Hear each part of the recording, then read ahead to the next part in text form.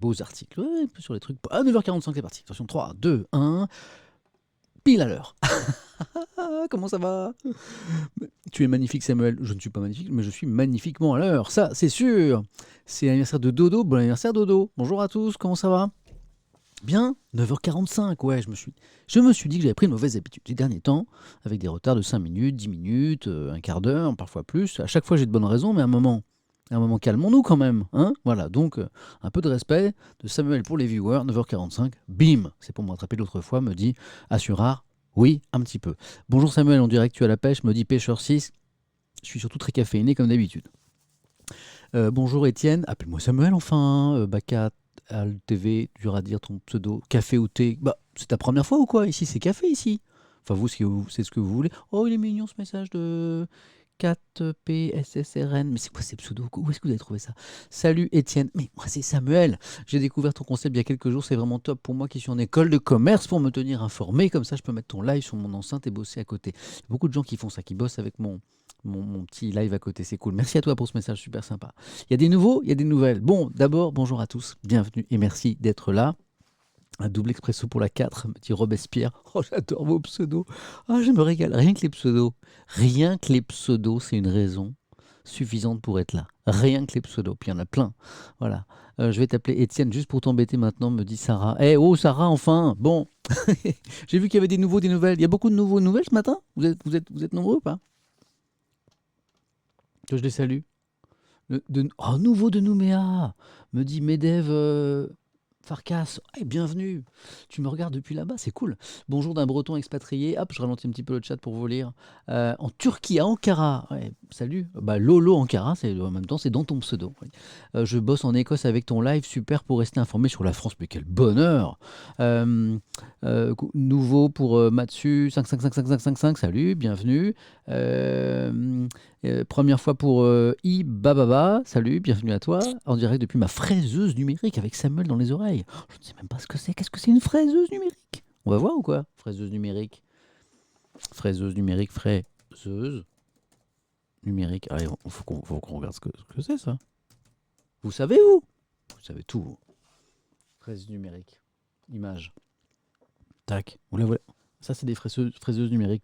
Ouh là là, fraiseuse à commande numérique, je sais pas laquelle t'as. Il y a tous les gabarits, il y a tous les. Bon, en tout cas, c'est très impressionnant. Voilà. Nous voilà un peu plus avant. Depuis le premier live, Nico, salut. Max Queens, nouveau, moi aussi. Nouvelle pour Spirit Girls avec un Z. Je prends mon petit déj, me dit quelqu'un. Nouveau, nouvelle. Euh, Nouveau, nouvelle. Alzheimer, ça compte, me demande Leb Pascal. Ça peut. Bienvenue alors si tu as oublié. Nouveau d'Annecy, salut. Nouveau de Montreuil. Bon, bah, puisqu'il y a des nouveaux, on va rappeler le concept. Il est super simple ici. On lit les journaux. Et comme on est sur Twitch et qu'on échange, eh ben on lit les journaux ensemble. Et c'est ça qui est bien. Tout ce que je vous ai mis de côté ce matin. Hein. On lit les journaux ensemble, on parle ensemble et on parle de la vie aussi, puisque derrière l'actualité, il y a la vie. Il y a parfois avec des choses sympas et d'autres beaucoup moins sympas. Ça, c'est le projet, tout simple. Parfois, je reçois des invités aussi. Mais moins souvent que je lis la presse. Et le cadre, il est simple. Ici, on est cool. On est en mode respect, en mode bienveillance. Toutes les opinions sont admises ici. Hein. On n'est pas opinion, on n'est pas fermé à condition qu'elles soient légales. Ces opinions, comme je rappelle souvent, le racisme n'est pas une opinion, c'est un délit. Et puis qu'elles soient exprimées correctement les uns vis-à-vis aux autres. Coucou Homodos. Ouais, salut Noix de Coco aussi. Salut à toi. Est-ce que je vais chanter? Alors, les petits nouveaux se demandent, mais qu'est-ce que c'est? Ils chantent? Oui, en fait, je chante très mal, très très très mal, mais mal comme vous n'imaginez pas. C'est-à-dire, je suis incapable de chanter une note juste. Pour la petite histoire, quand j'étais jeune, je prenais des cours de solfège pour faire du piano. Et donc, au bout de quelques temps, j'ai été interdit de chant par la professeure de solfège. Interdit. Voilà. Interdit parce que je polluais, malgré mes efforts, tout le cours du chant. Donc, je me rattrape ici parce qu'il n'y a pas de prof de solfège. Je fais ce que je veux. De temps en temps, quand eh bien, il y a un artiste qui s'invite dans l'actualité, eh bien, ça m'arrive de pousser la chansonnette et c'est affreux. Parce qu'on n'a pas le droit à la musique sur Twitch, en raison des droits d'auteur, DMCA, tout ça, tout ça. Alors je mets la chanson dans les oreilles, donc que vous n'entendez pas, je chante comme je ne m'entends pas, c'est encore pire. Voilà, et les gens s'en vont. Euh, par milliers. Ce qui pollue, c'est tout ce papier, me dit Fortunate Son. Alors je peux comprendre l'idée, mais c'est faux en fait. Parce que dis-toi qu'une tablette à produire et à recycler, d'après les calculs qui ont été faits, c'est infiniment plus polluant que ça. Les journaux aujourd'hui sont tirés avec du papier recyclé. Donc en fait, c'est pas, ça a pu être vrai et ça l'est pas aujourd'hui. Voilà. De toute façon, moi je lis les deux. Donc si vraiment tu veux que je lise les journaux en version numérique, c'est vendredi, samedi, dimanche. Et du lundi au jeudi, c'est en papier. Voilà. Mais franchement, aujourd'hui, le papier, ça n'est plus polluant comme ça l'a été. Bon, ça c'est le concept, c'est le cadre. Eh ben, on est pas mal. Ah oui, un dernier truc, on chante, on lit les journaux et on boit du café. Le thermos, c'est jamais loin. De temps en temps, on fait une petite pause. Café avec une petite musique. Et la musique du café qui est celle-ci. Ding, ding, ding, ding, ding, ding. Ding, ding, ding. Ça, c'est la musique du café. Donc régulièrement, on se fait un petit café. Et on dit des bêtises. Et et parfois, on fait des sondages aussi. Est-ce que je vous parle de ça? Attendez, avant de démarrer ou pas? Je suis pas sûr. Ouais, non, bah non, non, non, non. Si, peut-être, si, non, je pensais à autre chose. Mais est-ce que tout le monde est au courant de mon prochain invité? Paf. Donc c'est dimanche prochain, hein, après quelques invités, certains qui ont fait couler beaucoup d'encre, d'autres moins. Voilà, le dernier c'était Grand Corps Malade, le slammer. Eh bien, on aura la rencontre Étienne avec Coco. Rencontre Étienne, magnifique jeu de mots. Du mec qui a quand même un ego gigantesque, qui ne fait que des titres d'émissions avec son nom. La rencontre Étienne, la matinée Étienne, la parole Étienne, etc., etc. Coco, c'est une dessinatrice d'actualité, beaucoup, de bande dessinée aussi. Elle a travaillé longtemps pour Charlie Hebdo, toujours, et elle arrive à Libération comme principale dessinatrice de Libé, s'il vous plaît, à compter du 1er avril, dans quelques jours. Et elle sera mon invitée dimanche prochain à 19h. C'est moi qui invite, et c'est toujours le même concept, c'est vous qui posez les questions. Voilà pour ma prochaine invitée. Voilà, ça va être cool avec Coco, me dit Philippe. Philippe underscore Co, donc quelque part il y a quelque chose, Coco, Co. Je me suis toujours demandé comment ça marche le dessin de presse. La France Étienne. France Étienne, ça c'est autre chose, c'est le slogan pour la prochaine présidentielle, quand je vais me présenter à la présidence de la République pour 2022 et quand personne ne va rien comprendre. Mais Samuel, tu auras besoin de mon aide, tu ne connais rien au 9e art, me dit Jules Graff. C'est vrai, je confirme. Étienne qui a le melon avec ses noms d'émission me dit briquette, je confirme. J'espère que... Oh, j'adore. Alors les plus jeunes ne vont pas comprendre la blague de où es-tu Oh, elle était bonne ta blague. Oui, de Rem 6500, j'espère qu'elle aura le look. T'as le look Coco, Coco t'as le look. Hein, si vous tapez ça sur Google, vous allez tomber sur une vieille chanson. Ça, c'est vraiment une rêve pour les vieux comme moi. Hein. Voilà. Est-ce qu'on pourrait avoir Dorothée en invité un jour? Mais pourquoi pas, Venti Macchia? Ouais, ouais, exactement, mais pourquoi pas? Pourquoi pas? Le team premier degré en sueur? Non, non, non, pas du tout, Gnosis. Je vais vraiment me présenter à la présidentielle. Voilà. J'en suis où sur mes 500 signatures? Bah, je sais pas, vous êtes combien là? Voilà, vous êtes 3300 déjà, au moins. Donc voilà, ça va être vite fait pour les signatures. Pas de souci. J'ai 23 ans, j'ai la ref. Coco, t'as le look, t'as la ref? Bah bravo. Hein. C'est qui Coco? Michel Drucker en invité. Très bonne idée, Michel Drucker en invité. Ouais. Dorothée, ce serait énorme. Oui, c'est marrant, il y a plein de gens qui me parlent de Dorothée. Ouais, bon. Eh ben, bon les amis, le programme, 9h53, on est sur un bon rythme, on est ensemble pour 2 heures à la cool. Au début, je vous montre toutes les unes de la presse nationale. Okay, comme ça, même ceux qui restent qu'un quart d'heure ou 20 minutes, ils ont l'actu en tête. Ensuite, on va voir la presse en région. Oh, ça me fait penser que... Oui, je l'ai vu un petit peu. La presse en région, bah, peut-être que je vais chercher ma tablette alors. Je vais la chercher là-bas, j'ai oublié. La presse en région, on voit les unes aussi, parce que parfois ça nous emmène vers d'autres. Samuel qui dénigre son chat à pas voir la ref. Je dénigre pas, je dis juste que certains sont trop jeunes pour se rappeler de cette chanson qui est anti-déluvienne. C'est fou, hein, tout de suite Internet, ça veut bâcher et tout, alors que je suis en mode cool. D'ailleurs, on lira des trucs sur Internet et le mode cool ce matin. Et puis, donc, on ira voir la presse en région et après, on reviendra lire ces papiers et ça prendra un petit peu plus de temps. Mais là, on va commencer par l'essentiel. Je pose ça sur ma table de mixage, ce qui veut dire qu'il y a des musiques qui vont partir, évidemment, comme d'habitude, de façon impromptue. C'est pas grave. Qu'est-ce qu'on a à la une du Parisien ce matin? Vous êtes prêts, on y va ou pas? Ah, merci pour les petits messages, vous êtes trop top. Ouais, mais attendez, j'ai oublié un truc.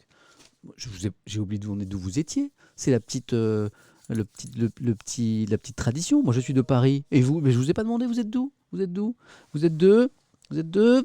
Vous êtes deux? du Jura, du Luxembourg, de Lisbonne, de Massy, de Morlaix, de Metz, de Toulon, de Grenoble, de Shanghai, mais où, trop bien, Belfort, Pas-de-Calais, Brest, Chartres, Saint-Tropez, Annecy, Bordeaux, Saint-Étienne, Étienne, Prague, Brest, Béziers, Bretagne. Oui, je pense qu'on sait où c'est fait qu'en Rennes. Oh, les Bretons sont là. Lille, Toulouse, Nantes, Monaco, l'ISS, la Station Spatiale Internationale. Chaque matin, j'ai plein de gens de l'ISS. Et vous êtes combien là-haut en fait? Loire-Atlantique, Le Mans, Calais, Lyon, Paris, Metz, Caen, Bordeaux, Bruxelles, Lille, Nancy, Pau, Sarajevo. Quelqu'un qui me dit Pau, Nancy. C'est-à-dire qu'en fait, comment ça se passe? Tu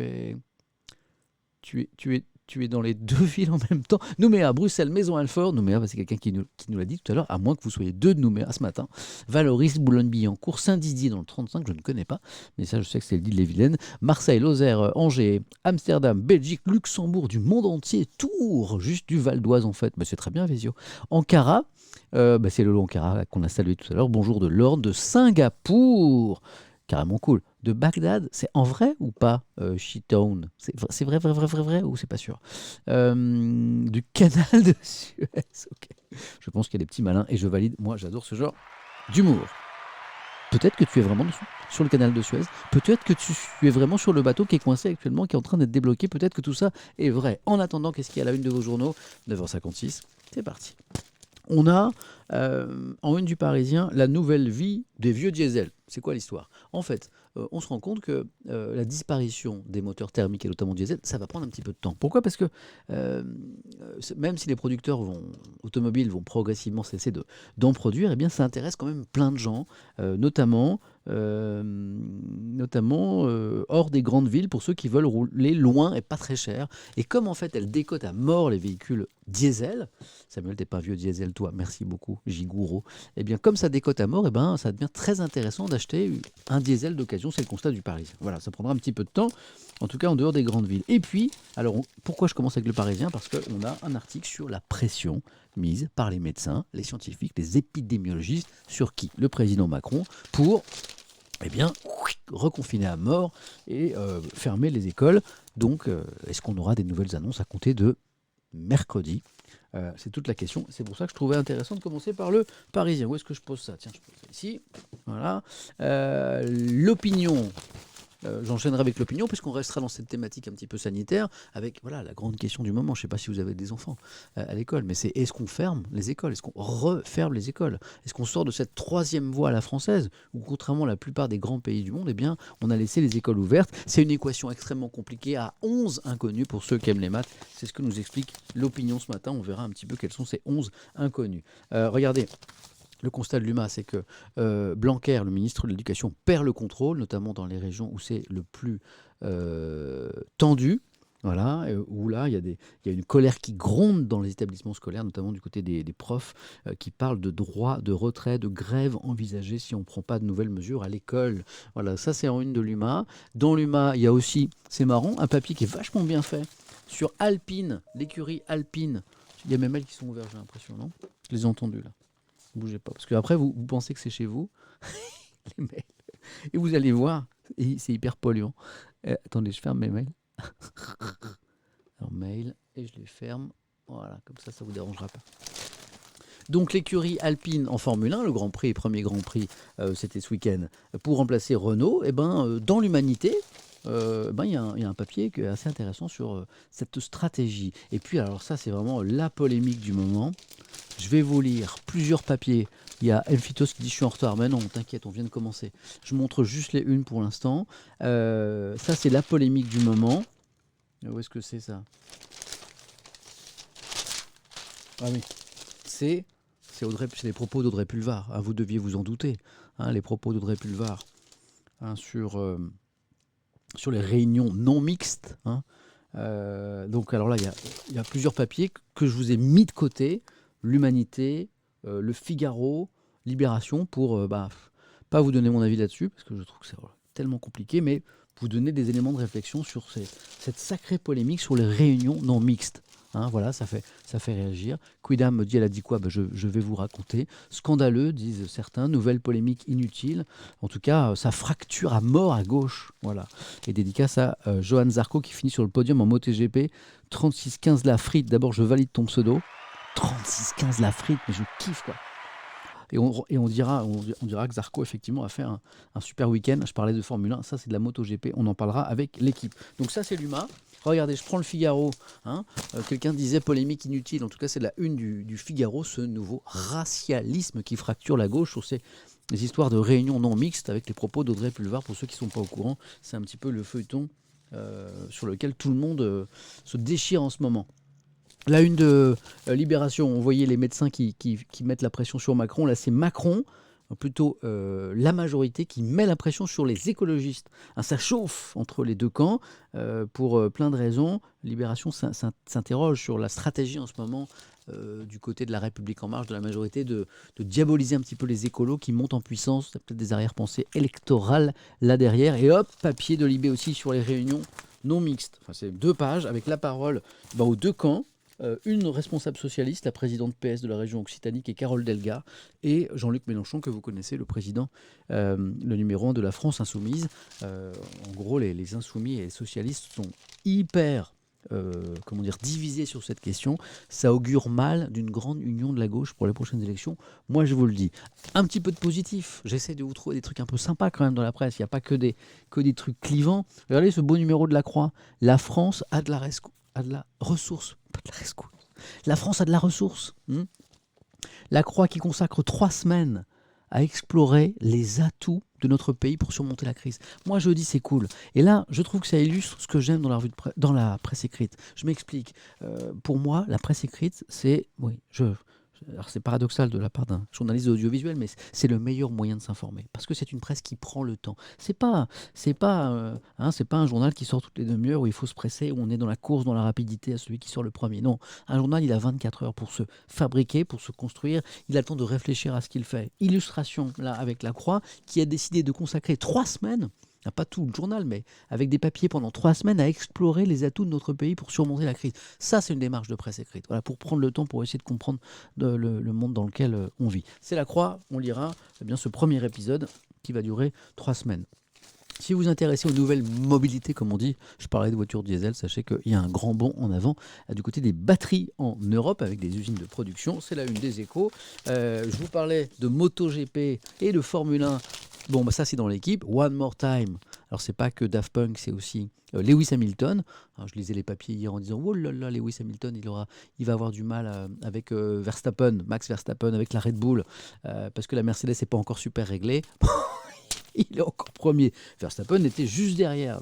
Et puis on parlera de Zarco, Johan Zarco, ce grand champion français. On a 2 grands pilotes français en MotoGP. Le championnat vient de débuter. C'est Quartararo qui a fini 5e, un petit problème de pneu arrière. Et puis Zarco qui est étonnant parce qu'il a eu beaucoup de problèmes avec l'écurie KTM. Et puis là, il rebondit chez Ducati. Et là, il a enrhumé un petit peu tout le monde avec sa Ducat qui a une vitesse de pointe de malade. Je crois qu'il a battu le record de la vitesse maximale aux essais, 327, je crois, km/h. Corrigez-moi, les spécialistes, si c'est pas ça.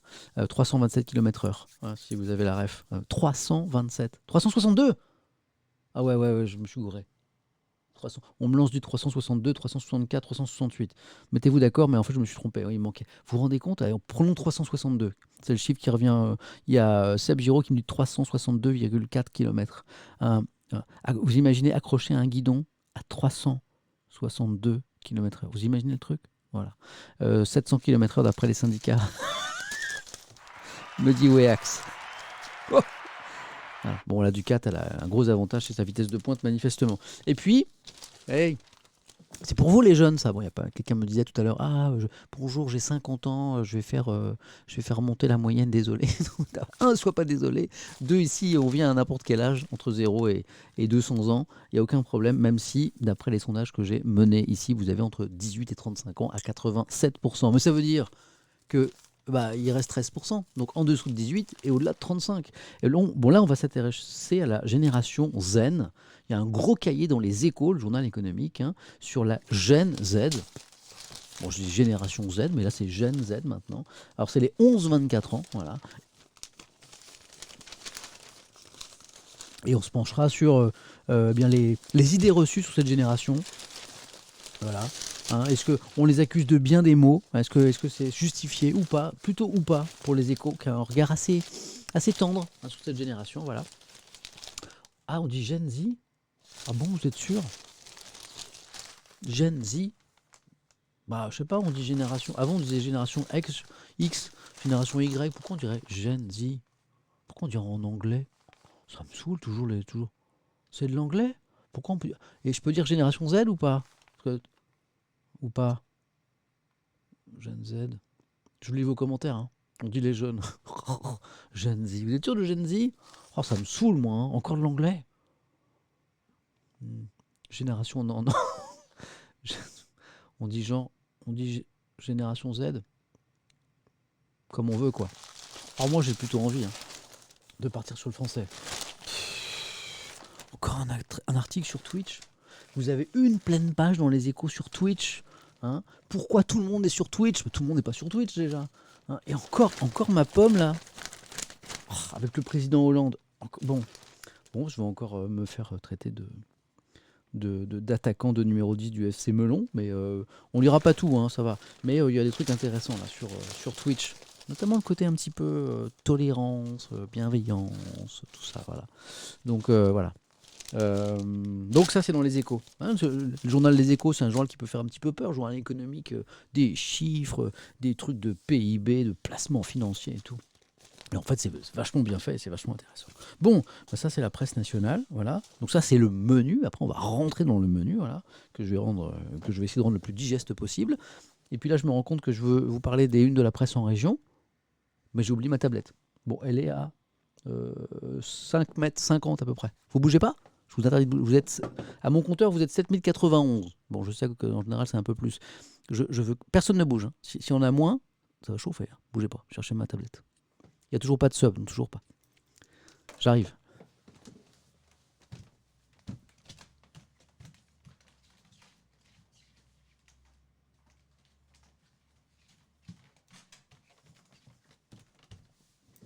Eh, 5 mètres x 2, 10 mètres. Vous avez vu, hein? Flash Gordon. Non, pas Flash Gordon. Non, Flash tout court. Flash Gordon, c'est l'autre. Oh là là, à chaque fois, je me gourre. Voilà. Bon. 7000. Vous n'avez pas bougé, hein? Il fait beau? Ouais. Il fait trop beau. J'adore. Ah, toujours la fenêtre derrière moi. Hein. Toujours la fenêtre derrière moi. Pourquoi? Parce que. D'abord, parce que j'ai remarqué qu'il y avait très peu de streamers qui, qui streamaient avec je fais mes petits réglages. Avec une fenêtre derrière eux. Alors au début, on m'a dit ah, stream pas comme ça, avec une fenêtre derrière toi. GeoGuessr, tout ça, tout le monde va deviner où tu habites.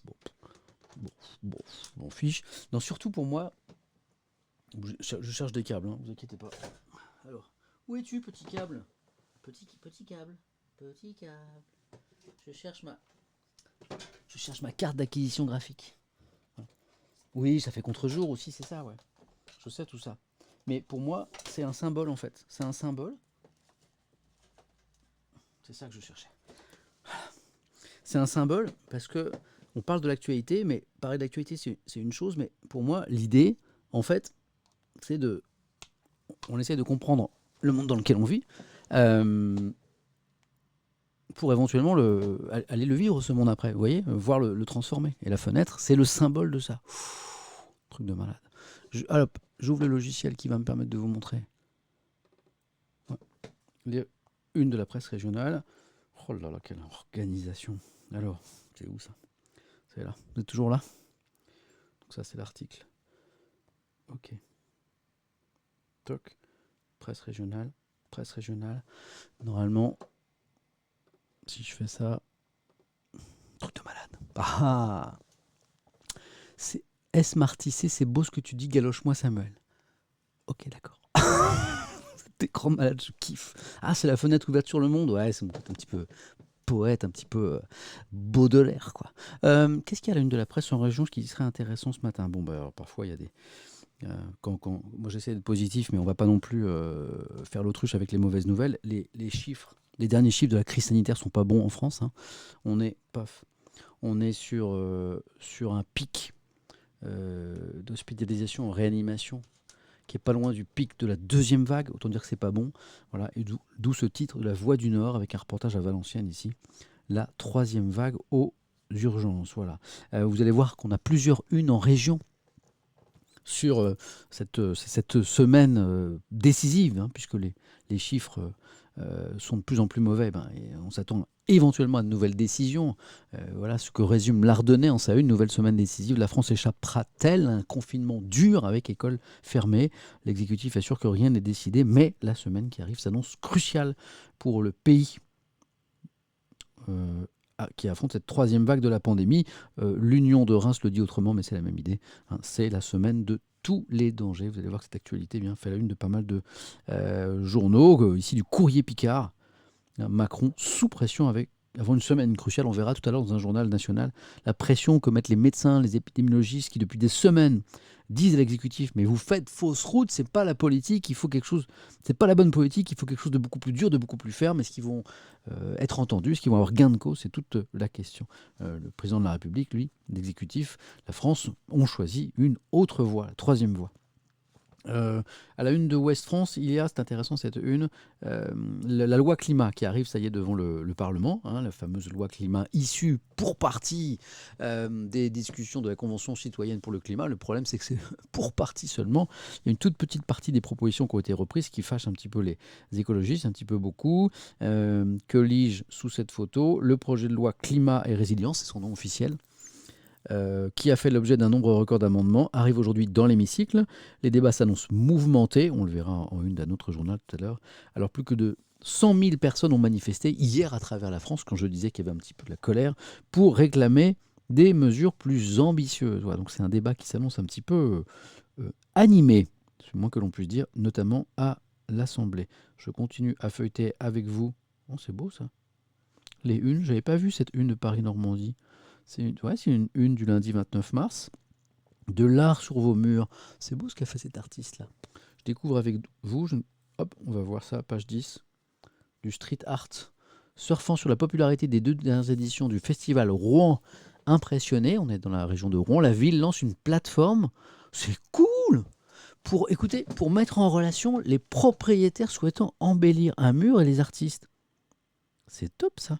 À droite, par exemple, le Space Chiller, qui est une œuvre réalisée sur un pignon d'immeuble d'une rue à Rouen, voilà, grâce à l'entremise de la ville, en fait, qui a mis en contact un propriétaire, ou je dirais plutôt des propriétaires là, de cet immeuble, voilà, et un artiste. C'est génial, comment ça marche alors, ok. Vous avez un mur dont vous ne savez pas quoi faire, vous avez un petit peu d'argent, et de préférence du bon goût, vous voilà officiellement candidat potentiel au nouveau dispositif mis en place par la ville de Rouen. Faisons le mur. Malin, faisons le mur. Qu'est-ce que j'ai fait le mur quand j'étais jeune, moi? Enfin, je vous raconte ça un jour. Mais qu'est-ce que... Enfin, bref.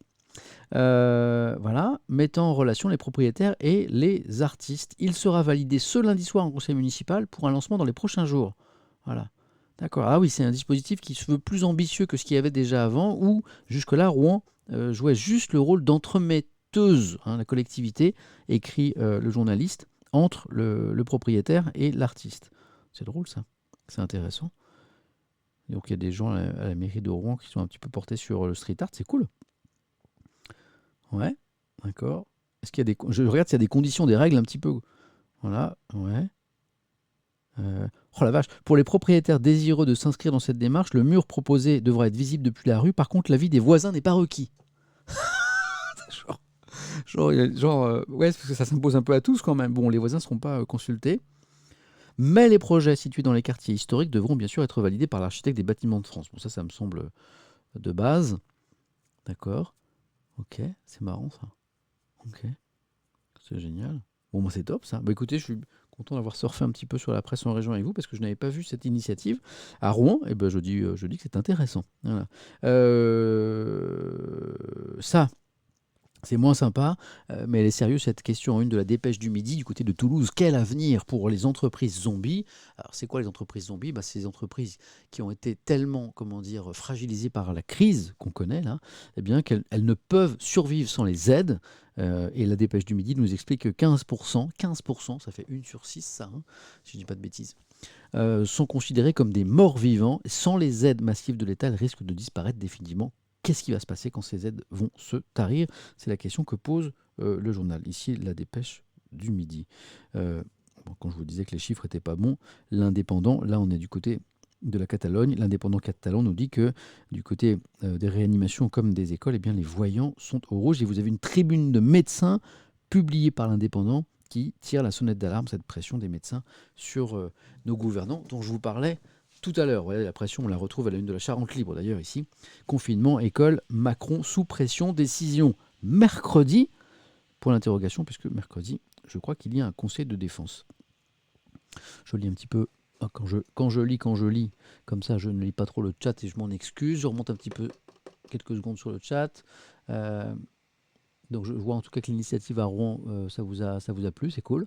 Ok. À Angers, il y en a pas mal aussi, me dit Bonobo 45. Ok, c'est cool. Il y en a rue Oberkampf, c'est top. Je veux bien un fan art de Mister Chibo sur le mur de chez moi, me dit Zumax. Ah oui, Zumax, j'adore. Ok, donc ça vous a plu. Ok, je descends un petit peu. Ok. Dans le Paris 13e, ils ont fait un musée de street art à ciel ouvert dans le même genre. J'ai habité longtemps dans le 13e, ça devait être après mon déménagement. Il faut que je retourne dans le 13e alors. Bonjour Samuel Etienne, comment allez-vous ce matin? Le sumo du sacre-teuf, pleine forme, moi. Je suis avec vous, j'ai mes journaux, j'ai mon café, donc je suis juste heureux. Le retour du petit Samuel Etienne. Ah, je suis de taille moyenne inférieure, c'est vrai. Voilà. Ok. Non, bah merci pour vos commentaires, en tout cas c'est intéressant. Je continue avec la presse en région. Ça va chauffer à l'Assemblée. Et quand je vous disais qu'il y avait un journal qui nous parlait de ces discussions qui s'annoncent très tendues sur la loi climat, eh bien c'est Sud-Ouest. On est dans la région de Bordeaux. L'occasion pour les partis de fixer leur position alors que les citoyens se sont mobilisés hier. Vous avez peut-être manifesté, certains d'entre vous, hier pour dire que cette loi n'était pas à la hauteur des enjeux. Quelqu'un me dit il y a un conseil des ministres mercredi. Oui, mais c'est le conseil de défense qui est important en fait en matière sanitaire. Donc je crois qu'il y a un conseil de défense aussi mercredi. Voilà. Je viens de renverser mon café, envie de tout casser. Oh, perdant des points, Tix. Est-ce qu'on peut avoir des petits messages de soutien à perdant des points Tix? Je viens de me renverser mon café, envie de tout casser. Non. Sauf, ouais, merci pour vos messages. Ouais, courage mec, ou courage mademoiselle, on sait pas, ou madame. On regarde tous les petits messages, tristesse, des petits F et tout, c'est pour toi. Bon, si c'est juste renverser ton café, c'est pas grave, tu te refais un. Si c'est sur ton PC, c'est plus chaud. Si c'est sur, tu vis chez tes parents et que c'est sur une moquette blanche magnifique, c'est chaud. Moi j'ai fait ça déjà quand j'étais jeune, c'est chaud après, c'est ambiance tendue. Voilà. Qu'est-ce que ça veut dire F les gars? Vous expliquez le F, le F. Moi je l'ai appris quand j'ai commencé à streamer. Le F, c'est la touche qu'on presse dans un jeu vidéo qui s'appelle Call of Duty pour rendre hommage à un soldat qui est tombé. Donc quand on rend hommage à quelqu'un qui est disparu, là, là, c'est la tasse de café. Voilà, c'est press F to pay respect. C'est aussi voilà, c'est ça l'idée. Bon, on continue. Bon, tu vois, tout le monde se soucie de ton café. T'as bien fait de nous en parler. Ah oui, ça on en parlait ce matin sur France Info. C'est une vieille affaire, l'affaire du Mediator, voilà. Et c'est l'heure du jugement. Tout le monde à la ref sur l'affaire du Mediator. Oula, ça remonte à très longtemps. Je dirais, le procès a eu lieu il y a plusieurs années, et c'est l'heure du jugement. On va se rafraîchir la mémoire. On va page 3 du Télégramme, journal breton. Ouais. Mediator, jugement ce lundi en pleine crise de la... Ah, c'est quelqu'un qui dit la Covid. Bon, après, les goûts et les couleurs. Alors... Ouais, est-ce qu'il y a un petit résumé là? Ouais, c'est ça, il y a un petit résumé qui est sympa pour ceux qui ont oublié cette affaire, qui est une triste affaire, qui est au début de l'article. Je vous lis. Le procès du Mediator a démarré en septembre 2019, quand l'idée d'une pandémie relevait encore de la science-fiction. Pendant les 8 mois d'audience, le tribunal a tenté de comprendre comment ce médicament, un antidiabétique largement détourné comme coupe-faim, avait pu rester commercialisé 33 ans malgré les alertes sur sa dangerosité dès les années 90, tenu responsable de centaines de morts. Voilà. Centaines de morts. Donc là, c'est le procès de ce scandale, puisqu'en fait, le laboratoire Servier, qui est le deuxième groupe pharmaceutique français, avait été prévenu par plein de gens du caractère très dangereux de ce médicament. Et en fait, il n'avait pas été retiré. C'est le procès des responsabilités. Voilà. Et jugement, donc, aujourd'hui, attendu avec impatience par les victimes et les familles des victimes. Alors, j'aime ce moment où je vois une que je n'avais pas encore vue, dont le titre m'intrigue et je me dis, mais sur quoi je vais tomber? Le journal de l'île de la Réunion, qui est un excellent journal. Ah, mais je connais ça. Tomber amoureux va vous coûter cher. Alors, ça m'intrigue, ça. Tomber, si, maintenant, déjà que tout augmente, en plus, tromper amoureux, va vous coûter cher. Et regardez, une mère de famille raconte comment elle s'est fait détrousser de 4000 € par un amant virtuel. Les arnaqueurs sévissent de plus en plus à La Réunion. On rigole, on rigole. Ah oui, j'avais pas vu le surtitre au début. Oui, j'avais pas... Qu'est-ce que ça veut dire, ça? Alerte aux brouteurs africains. Je sais pas, je ne sais pas. J'avais pas vu le titre dessus. Oui, vous l'avez repéré, vous, par contre, tout de suite. Hein. Bon, ouais, brouteurs africains. Alors ça, c'est un vrai truc. Hein, on en rigole, mais c'est pas drôle du tout. En fait, c'est des personnes mal intentionnées donc, qui se font passer pour de charmants messieurs très séduisants ou des charmantes jeunes femmes très séduisantes, et en fait qui soutirent, ils sont malins, ils sont forts, des sommes mais astronomiques, des milliers d'euros en général, en draguant sur internet et on dit tiens, je vais te rejoindre, donc vous avez une très belle photo de profil, quand c'est un mec genre il est architecte, il est médecin, bref voilà, quand c'est une femme elle est magnifique, et puis et il y a une correspondance amoureuse qui se tisse, bon, sauf que la personne fait ça avec des dizaines et des centaines de personnes, voilà. Et puis il suffit d'une personne un peu trop crédule, hélas, qui croit à l'histoire, hein, qui parfois a besoin d'aimer aussi, et envie de croire à une histoire, même si elle peut paraître bidon. Et puis à un moment, la personne, va venir, parce qu'elle se trouve dans un pays étranger, hein, je sais pas, une mission, médicale dans un pays. Bref, c'est des histoires incroyables. Et puis elle a besoin de... Ah bah oui, mais au dernier moment, sa carte bancaire a eu un petit problème et il n'y a pas les sous pour payer le voyage. Pourtant, la personne est richissime en général, hein, elle n'a pas besoin d'argent. Et donc elle a besoin de 500, 600 euros. Puis ça commence par un petit test comme ça, 500, 600 euros. Puis le coup d'après, c'est autre chose. Et puis on passe à 2 000, 3 000 euros. Voilà, avec des gens super malins comme ça. Et c'est super dangereux. Si vous connaissez des gens un petit peu en détresse amoureuse, là, qui sont prêts à tomber dans ce genre de panneau, sensibilisez-les, parce que contrairement à ce qu'on peut penser, ça peut arriver à des personnes très bien, je ne parle pas de moi, mais de se faire avoir par ce genre d'arnaqueur, de ces brouteurs, comme le titrait le journal de l'île de la Réunion. Alors, je suis surpris par cette une, mais c'est important d'en parler. Qu'est-ce qu'on a encore en une de la presse en région? Bon, là, on passe au 26 mars après. Voilà. Bon, c'était intéressant de faire ce petit tour ici, presse en région. Voilà. Vous êtes à fond sur le sujet, en tout cas, j'ai bien fait de le lancer. 10h22, on est sur un bon rythme, Maintenant, on va aller voir tous ces journaux nationaux. J'ai tellement de choses à lire. Puis alors, il y a des affaires, il y a des polémiques. On va faire des petits sondages. Non, c'est vraiment intéressant. 10h22, ça veut dire que... Ça fait combien de temps que je cause? On a commencé à 9h45, ça fait presque 3 quarts d'heure. Et ça, je crois que ça mérite quelque chose. Ça mérite. Alors, pas un sub, parce que je ne les ai pas ouverts. Un jour peut-être. Mais qu'est-ce que ça... Oui, bien sûr, voilà. C'est Guillaume69, il le sait, ça mérite un café. Un petit café, et on est parti pour la lecture de la presse. Vous aussi, hydratez-vous un petit peu. C'est important de s'hydrater pour lire la presse. Musique du café.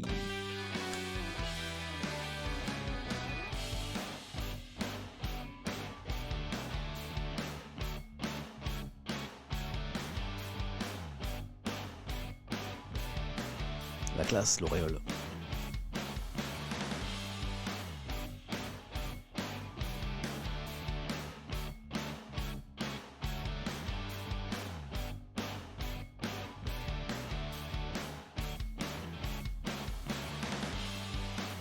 Je vous lis, attention, je vous surveille. Hein. J'adore les commentaires. Ça y est, il a complètement craqué, il est devenu fou. Et quelqu'un qui dit non, en fait, il a toujours été. C'est juste que là, il peut se lâcher maintenant. C'est pas faux. Je fais ce que je veux ici, je suis à la maison. Quand je travaille, j'engage un peu l'image quand même de mon employeur. On m'embauche pour une mission. Présenter les infos, animer un jeu. Je bosse, quoi. Donc je fais pas ce que je veux, je fais attention à ce qu'on me demande. Les règles, le cadre, voilà, c'est une mission, quoi. Là, la mission, c'est de faire ce que je veux. Donc c'est cool. Quelqu'un me disait, est-ce qu'on peut commencer par le débat sur les réunions non mixtes? Là, on va y arriver très vite, tu vas voir, t'inquiète. On attaque avec, bon, on va passer vite sur cette histoire, mais c'est la une du Parisien, je vous la signale, peut-être que ça vous intéresse. C'est la nouvelle vie des vieux diesel. Alors, de quoi s'agit-il? Le regain d'intérêt est net. Ah bon? Pour les voitures d'occasion carburant au gazole. Là, on se dit, c'est un petit peu à rebours de l'histoire, ça. On nous vend les voitures électriques hybrides et voilà que ça repart pour la voiture d'occasion diesel. C'est quoi cette histoire? On va lire. Moins cher à l'achat, plus économique à l'usage et elles séduisent loin des grandes villes. Ok, petit édito là-dessus. Peut-être que vous qui n'habitez pas dans les grandes villes, certains d'entre vous, vous allez être intéressés, voire concernés. J'adore ce bruit. Si le diesel doit mourir un jour, son agonie sera lente, très lente, écrit Rémi Dessart, qui écrit souvent des super éditos dans le Parisien. Il pourrait même connaître, le diesel, encore de très belles années sur le marché de l'occasion. Dans la France des territoires, qui regroupe souvent celle des Gilets jaunes et des laissés pour compte de la crise économique, eh bien on ne se résigne pas à suivre l'injonction politique de l'abandonner, le diesel. La voiture électrique coûte encore beaucoup trop cher, tu m'étonnes. Moi, je vais voir les prix. J'ai pas de voiture, de temps en temps, je vais voir les prix pour voir si je peux pas emmener ma famille. Mais ça coûte mais deux bras, quoi, les voitures les nouvelles. Là. La voiture électrique coûte encore beaucoup trop cher pour faire une percée autre qu'anecdotique dans les campagnes, plus l'autonomie aussi. Au contraire, le succès des nouveaux modèles à énergie propre dans les villes entraîne un reversement massif de véhicules roulant au gazole sur le marché de l'occasion, logique. Beaucoup de citadins achètent des voitures électriques ou hybrides, souvent ils revendent leurs voitures. Donc marché de l'occasion qui est bien alimenté, il en découle une baisse des prix qui elle-même entretient l'attrait pour ces voitures souvent récentes et fiables. Que veulent en priorité les consommateurs à faible pouvoir d'achat ? Des autos à bas prix, qui consomment peu et qui disposent d'une grande autonomie. Certes, la bataille pour un air plus respirable, appuyée hier par les manifs pour le climat, justifie les mesures prises pour modifier structurellement et radicalement le parc automobile, mais la bascule va prendre du temps. C'est ce qu'on apprend en lisant ce matin le Parisien. Parce que même si les producteurs vont s'arrêter progressivement et bientôt de produire des voitures à moteur thermique et notamment diesel, les voitures sur le marché de l'occasion, elles vont être là encore un bon moment. L'autre raison pour laquelle je voulais lire le Parisien avec vous ce matin, c'est ça. Ça, c'est qu'est-ce qui va se passer cette semaine ? C'est la question qu'on se pose tous. Est-ce qu'on va vers un reconfinement au vu des derniers chiffres sanitaires qui ne sont pas bons dans la crise contre le Covid-19 ? Est-ce qu'on va fermer les écoles ? En tout cas, Macron, le président Macron, est face à la pression des médecins. Je vous explique le Parisien, page 4. Alors que les médecins hospitaliers sonnent l'alarme face à la saturation en réanimation, le chef de l'État n'entend pas changer sa stratégie du freiner sans enfermer, c'est comme ça qu'on résume la stratégie actuelle, freiner sans enfermer, avant le Conseil de défense mercredi. Bon, cool, je ne vous racontais pas des cracks tout à l'heure, on a bien un Conseil de défense mercredi. C'est là que se prennent, depuis le début de cette crise, l'essentiel des mesures en matière de lutte contre le Covid-19. Je lis un extrait de l'article de Yannick Halimi. Le courant passe de plus en plus mal entre Emmanuel Macron et les médecins.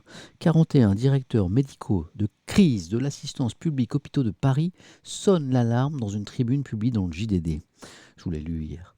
Évoquant une situation de médecine de catastrophe, ils disent se préparer à devoir faire un tri des patients afin de sauver le plus de vies possible. Dans les 15 prochains jours, estiment les signataires, nous savons d'ores et déjà que nos capacités de prise en charge seront dépassées. Donc ça, c'est l'inquiétude des médecins. Si la situation sanitaire apparaît critique, le chef de l'État n'entend pas changer de pied dans l'immédiat. Rien n'est décidé, dit-il au JDD, je vous ai lu l'interview hier. Les confinements durs, depuis décembre, n'ont pas empêché une reprise de l'épidémie qui nécessite de réinstaurer ou de prolonger le confinement. Regardez l'Italie ou l'Allemagne, c'est l'argument du chef de l'État. Un nouveau conseil de défense sanitaire se tiendra mercredi pour décider d'un éventuel durcissement des mesures. Donc en clair, mercredi, on devrait savoir à quelle sauce on est mangé. Mais en attendant, pas de mise sous cloche du territoire national. En fait, mercredi, on aura des résultats aussi importants. Voilà pourquoi l'exécutif attend cette date. Pas question non plus, pour l'instant, pour Macron, de fermer les écoles, comme le souhaitent de nombreux praticiens. Le chef de l'exécutif prend même le risque de crisper un peu plus le corps médical en soulignant que l'unanimité scientifique n'a jamais été au rendez-vous. Ça, je vous l'ai lu hier. Certains nous disaient en février, vous allez prendre le mur. On ne s'est pas pris le mur. On a pu éviter un confinement. On s'est quand même pris un plateau haut, avec 250 à 300 morts par jour. On en parlait ensemble ces derniers jours. Ça, c'est l'enjeu. Voilà. Bonjour, c'est quel journal ? C'est le Parisien pour ceux qui arrivent en retard. Mais on vient de commencer, donc tu n'as pas raté grand-chose pour l'instant. Bon, la question, il y a deux questions dans ce qu'on attend cette semaine, c'est est-ce qu'on reconfine pour freiner brutalement les transmissions, la contamination, est-ce qu'on ferme les écoles puisqu'on a lu plein de papiers ensemble ces derniers jours, on se rend compte, on est en train de comprendre que l'école est un foyer de contamination beaucoup plus important qu'on le pensait, avec des enfants qui certes sont souvent asymptomatiques, ont très peu de symptômes ou pas de symptômes, mais qui sont bien contaminés et après contaminent papa, maman, etc. Covid-19, alors là vous avez un super papier dans l'opinion, Covid-19 à l'école, l'équation impossible. Voilà, un petit dessin de CAC qui est sympa, regardez là, CAC c'est un dessinateur que j'aime beaucoup. Voilà, je ne sais pas si vous lisez le texte. On est à l'école, on a une maîtresse qui s'adresse à ses élèves et qui dit on a un petit nouveau, de mémoire c'est ça, pour ce trimestre nous accueillons un petit nouveau qui vient d'Angleterre. Voilà. Et il a une bonne tête de variant britannique. Décidément les Anglais, hein, je plaisante. Alors, l'intérêt de ce papier, c'est qu'il explique la complexité de l'équation. Est-ce qu'on ferme les écoles ? Est-ce qu'on laisse les écoles ouvertes ? Depuis la fin du premier confinement, le maintien des écoles ouvertes est un marqueur fort de la politique sanitaire du président Macron et un particularisme européen. Mais cette exception nationale est-elle tenable alors que les variants se propagent et que l'incidence chez les moins de 15 ans explose ? Le débat monte, la décision sera sans tabou. Analyse d'une équation à 11 variables. Il y a 11 variables dans cette équation, selon l'opinion. Quelles sont ces 11 variables ? C'est là où on se rend compte que c'est pas simple. Première variable. Est-ce que la situation sanitaire se dégrade ? Oui. Donc là, c'est fermeture. On est d'accord. Deuxième variable. Que dit la littérature scientifique là-dessus ? Eh bien, elle est partagée. Hein, certains disent que ce n'est pas la peine de fermer. D'autres articles scientifiques disent qu'il faut ouvrir. Donc là, c'est difficile de trancher. Troisième variable. Est-ce que c'est un marqueur fort de la politique du président Macron ? Difficile à renier, l'ouverture. Oui. Il en a fait un de ses chevaux de bataille avec Blanquer, le ministre de l'Éducation. On fermera le plus tard possible. Donc ça plaide pour le maintien de l'ouverture. 4. Est-ce que c'est un combat pour Jean-Michel Blanquer ? Carrément. Ça milite pour l'ouverture. 5. Que disent les syndicats de professeurs ? Et que les profs sont en danger. Voilà.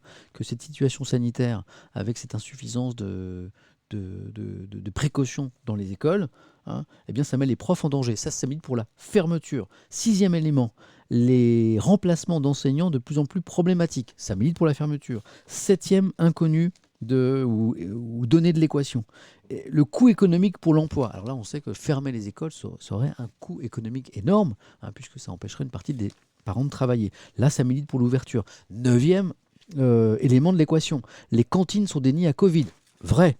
On le sait, ça milite pour la fermeture. 10e, le basculement en numérique de l'école traditionnelle en présentiel vers le numérique est-elle au point ? Non, toujours pas. Il y a des écoles dans lesquelles ça se passe très très mal. Ça milite pour le maintien de l'ouverture. Dernier point, c'est vachement intéressant. 11, les protocoles sanitaires de nouveau renforcés dans les écoles. Est-ce qu'on peut renforcer encore plus les mesures sanitaires dans les écoles ? Sans doute que oui, peut-être que oui, ça militerait pour l'ouverture. Vous avez vu ? C'est intéressant. On va faire un petit sondage là-dessus. Plus global, au-delà des écoles. Vous connaissez les chiffres sanitaires. Voilà, ils sont pas bons. Ils sont vachement détériorés. Qu'est-ce qu'on fait ? Est-ce qu'on reconfine ? Si on reconfine, a priori, c'est au moins pour un mois. C'est au moins pour un mois.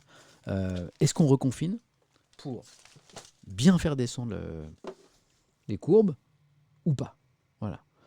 Est-ce qu'on reste sur la stratégie, selon vous, du gouvernement actuel, c'est-à-dire des mesures au cas par cas, région par région, pour freiner, vivre avec le virus, pour soulager l'économie, pour soulager aussi le côté psychologique. Les Français, une grosse partie des Français n'en peuvent plus, des mesures, etc. Bon, le président Macron s'en est expliqué. C'est parti pour le sondage. Hop, un sondage. Nouveau sondage. Faut-il reconfiner ? Tout simple comme question. C'est la question qui est compliquée. Faut-il reconfiner ? Point d'interrogation. Alors, je vais vous donner en possibilité de réponse oui, non, je ne sais pas. Qu'est-ce qu'on pense ? Là, on parle du confinement, le confinement à l'ancienne. Comme le premier confinement. On ferme tout, on ne sort plus de chez soi, vous vous rappelez ? Certains disent que ça fait 5 mois qu'on aurait dû faire ça. Vous allez pouvoir vous exprimer. Ça m'intéresse de savoir ce que vous pensez. Faut-il reconfiner ? Oui, non, je ne sais pas. Let's go. C'est parti pour le sondage. Voir les résultats. Voilà. Oh là là là, oui, vous êtes... la première tendance, c'est quand même qu'il y a une très forte majorité pour le oui. Il faut reconfiner. C'est extrêmement intéressant. Vous n'êtes que 26% à dire non, il ne faut pas reconfiner. Et 13%, je ne sais pas. C'est une très large majorité de oui. La tendance, elle est forte. Là, vous êtes 2500 à avoir voté déjà en quelques secondes. Le oui clairement s'impose là. 61%, 25% le non, 14% pour je ne sais pas. Je pense que dans 30 secondes, on va pouvoir arrêter ce sondage parce que la tendance est extrêmement claire. En général, ça ne bouge pas beaucoup après. Regardez d'ailleurs, c'est quasi immobile. Les proportions n'évoluent pas alors que vous continuez à voter. Vous êtes 1700, 2500, presque 3000 à avoir voté. Voilà.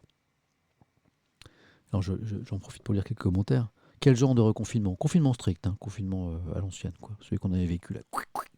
Voilà, il fallait reconfiner il y a plusieurs mois, me dit N0, pas toute la France, me dit Saïced, hein, c'est ça qu'il faudra voir.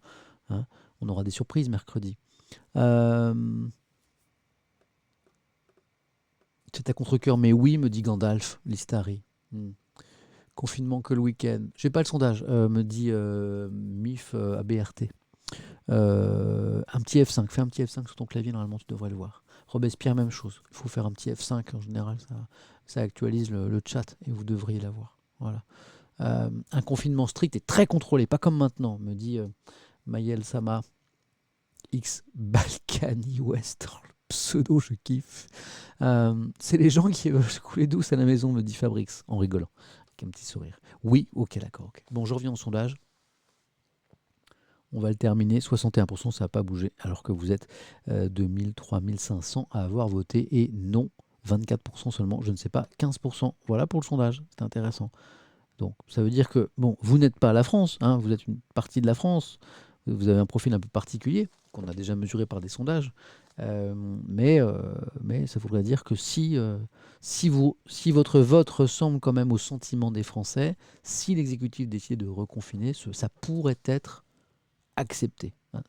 C'est peut-être l'enseignement qu'on peut tirer de ce sondage avec beaucoup de prudence, bien sûr. Voilà.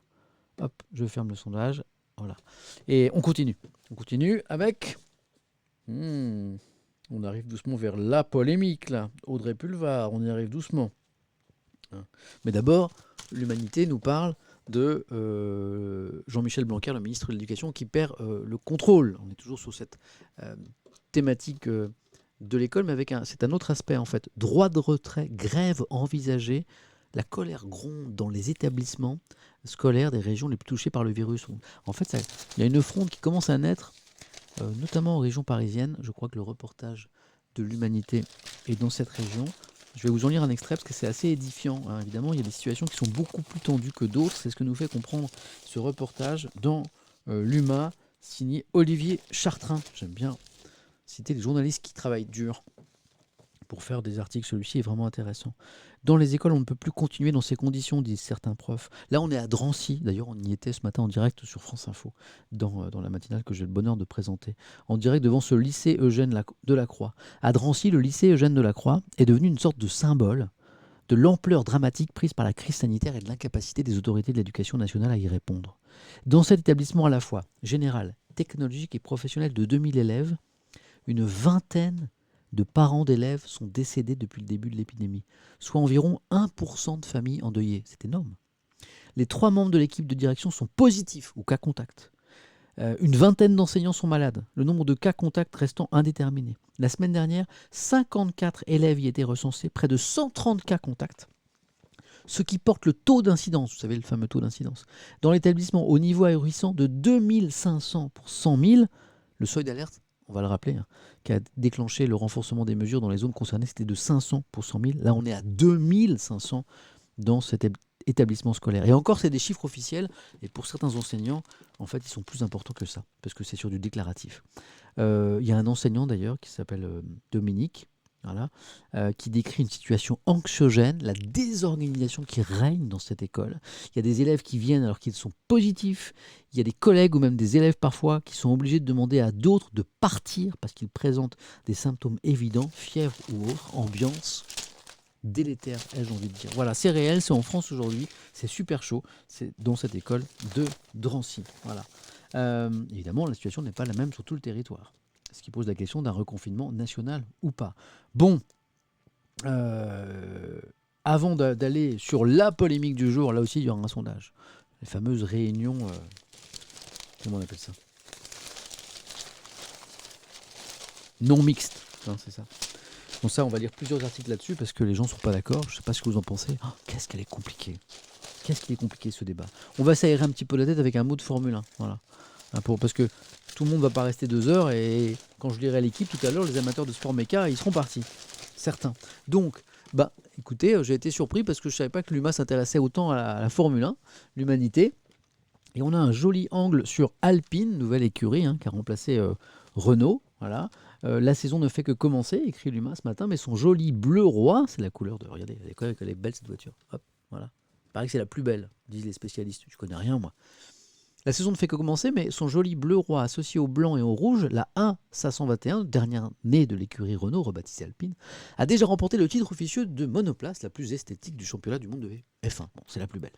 Pour les résultats, il faudra persévérer, avec une 13e place pour Esteban Ocon, le français, et un abandon pour Fernando Alonso, l'ancien champion du monde, qui a été recruté par Alpine, qui revient en F1. Il a eu un problème de frein. Voilà. Ce serait intéressant de voir ce qu'il vaut Alonso aujourd'hui. Et alors, il y a une stratégie derrière tout ça qui est très bien expliquée par Luma. Avec Alpine, Renault veut retrouver les sommets. Renommée Alpine, c'est Renault derrière, mais renommée Alpine, l'écurie française a disputé dimanche le premier Grand Prix de la saison, en Bahreïn. Voilà.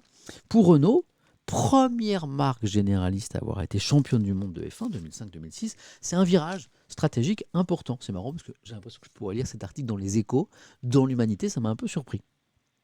Le groupe aux losanges gris sur fond jaune, qui pendant 43 ans a utilisé la F1 pour gagner en notoriété afin de conquérir des parts de marché dans les pays émergents. Donc déjà, ça éclaire un petit peu la stratégie de Renault. Pourquoi Renault a mis autant d'argent en F1 ? Là, on a un élément d'explication. Pour gagner en notoriété afin de conquérir des parts de marché dans les pays émergents, eh bien, Renault cible désormais une clientèle plus aisée, capable de s'offrir une voiture de sport Alpine, pour ceux qui ne connaissent pas, en vendant du rêve au grand public. En d'autres termes, la F1 doit servir de vitrine à Alpine, son haut de gamme, quoi. Sport en tout cas. Et alors, afin de susciter un fort sentiment d'appartenance, vous allez voir que rien n'est laissé au hasard, Alpine mise sur l'esthétisme, avec son fameux bleu roi métallisé, historiquement la couleur des Alpines. Les plus vieux comme moi s'en rappellent, c'est bleu, auquel est ajouté des liserés blancs et rouges. Mais surtout, la marque de Dieppe revient aux origines du sport auto, né au début du XXe, où le bleu était la couleur de la France. Dans les premières courses automobiles, le bleu, c'était la couleur de la France. Le vert, qui a été repris par Aston Martin, c'était celui de la Grande-Bretagne. Et le rouge, la couleur de l'Italie, bien sûr, ça n'a pas changé. En marketing, on appelle ça un repositionnement de marque. J'étais assez surpris de voir cet article dans l'UMA sur la F1. Mais il est extrêmement bien intéressant. Bon, vous êtes prêts? On attaque le gros morceau de ce matin, 10h42. Vous êtes presque 10 000. Bon, eh ben, on y va. L'histoire des réunions non mixtes. Alors ça fait couler beaucoup d'encre. Je vais vous lire plusieurs avis là-dessus. L'avis de l'Humanité, l'avis du Figaro. Alors, soyez pas surpris, c'est pas le même avis du tout. Et Libération aussi qui prend position dans cette polémique. Vous allez voir, c'est chaud. Ils n'ont pas honte, c'est le titre de cet article, ici dans l'Humanité. Ils n'ont pas honte, les droites s'en prennent à Audrey Pulvar. C'est le monde à l'envers, écrit Luma. Marine Le Pen, dirigeante d'un parti fondé par des anciens de l'OAS et toute sa clique, Messia Bardella, accuse Audrey Pulvar, dont il est difficile de nier l'engagement féministe et antiraciste, d'être raciste. Parce que le RN a accusé ce week-end Audrey Pulvar d'être raciste. Et ce, au prétexte qu'elle n'est pas profondément choquée par des réunions non mixtes qu'organise notamment le syndicat étudiant UNEF. Je ne sais pas si vous êtes au courant de la polémique, mais tout est parti de ça. Réunions non mixtes pour permettre aux personnes touchées par le racisme de pouvoir exprimer ce qu'elles subissent. La présidente du RN ose même demander, c'est l'humain qui écrit, des poursuites pour provocation à la discrimination raciale, car si l'ancienne journaliste ne souhaite pas voir exclues les personnes blanches de ses ateliers, elle estime qu'on peut leur demander de se taire, d'être spectateur ou spectatrice silencieux. Bon, vous avez entendu la vidéo ou pas? Je ne sais pas si vous avez entendu les propos d'Audrey Pulvar. Non, oui, non. Non. Petite pause, est-ce que je peux vous la trouver ou pas? Pulvar, Audrey. Pulvar, Réunion, je pense qu'elle va se trouver en 2-2. Ça. Après, c'est fait chez mes confrères de BFM, donc je ne peux pas leur piquer les images. Est-ce qu'on l'a... Ouais, c'est 1 minute 34, ça vaut le coup, je pense.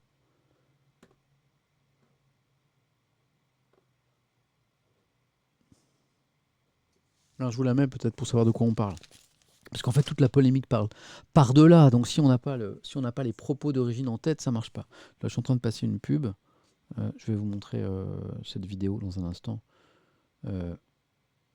Encore quelques secondes et je vous mets ça. Et puis après, je vous lis les articles pour comprendre un petit peu ce qui pose problème avec ces réunions non mixtes.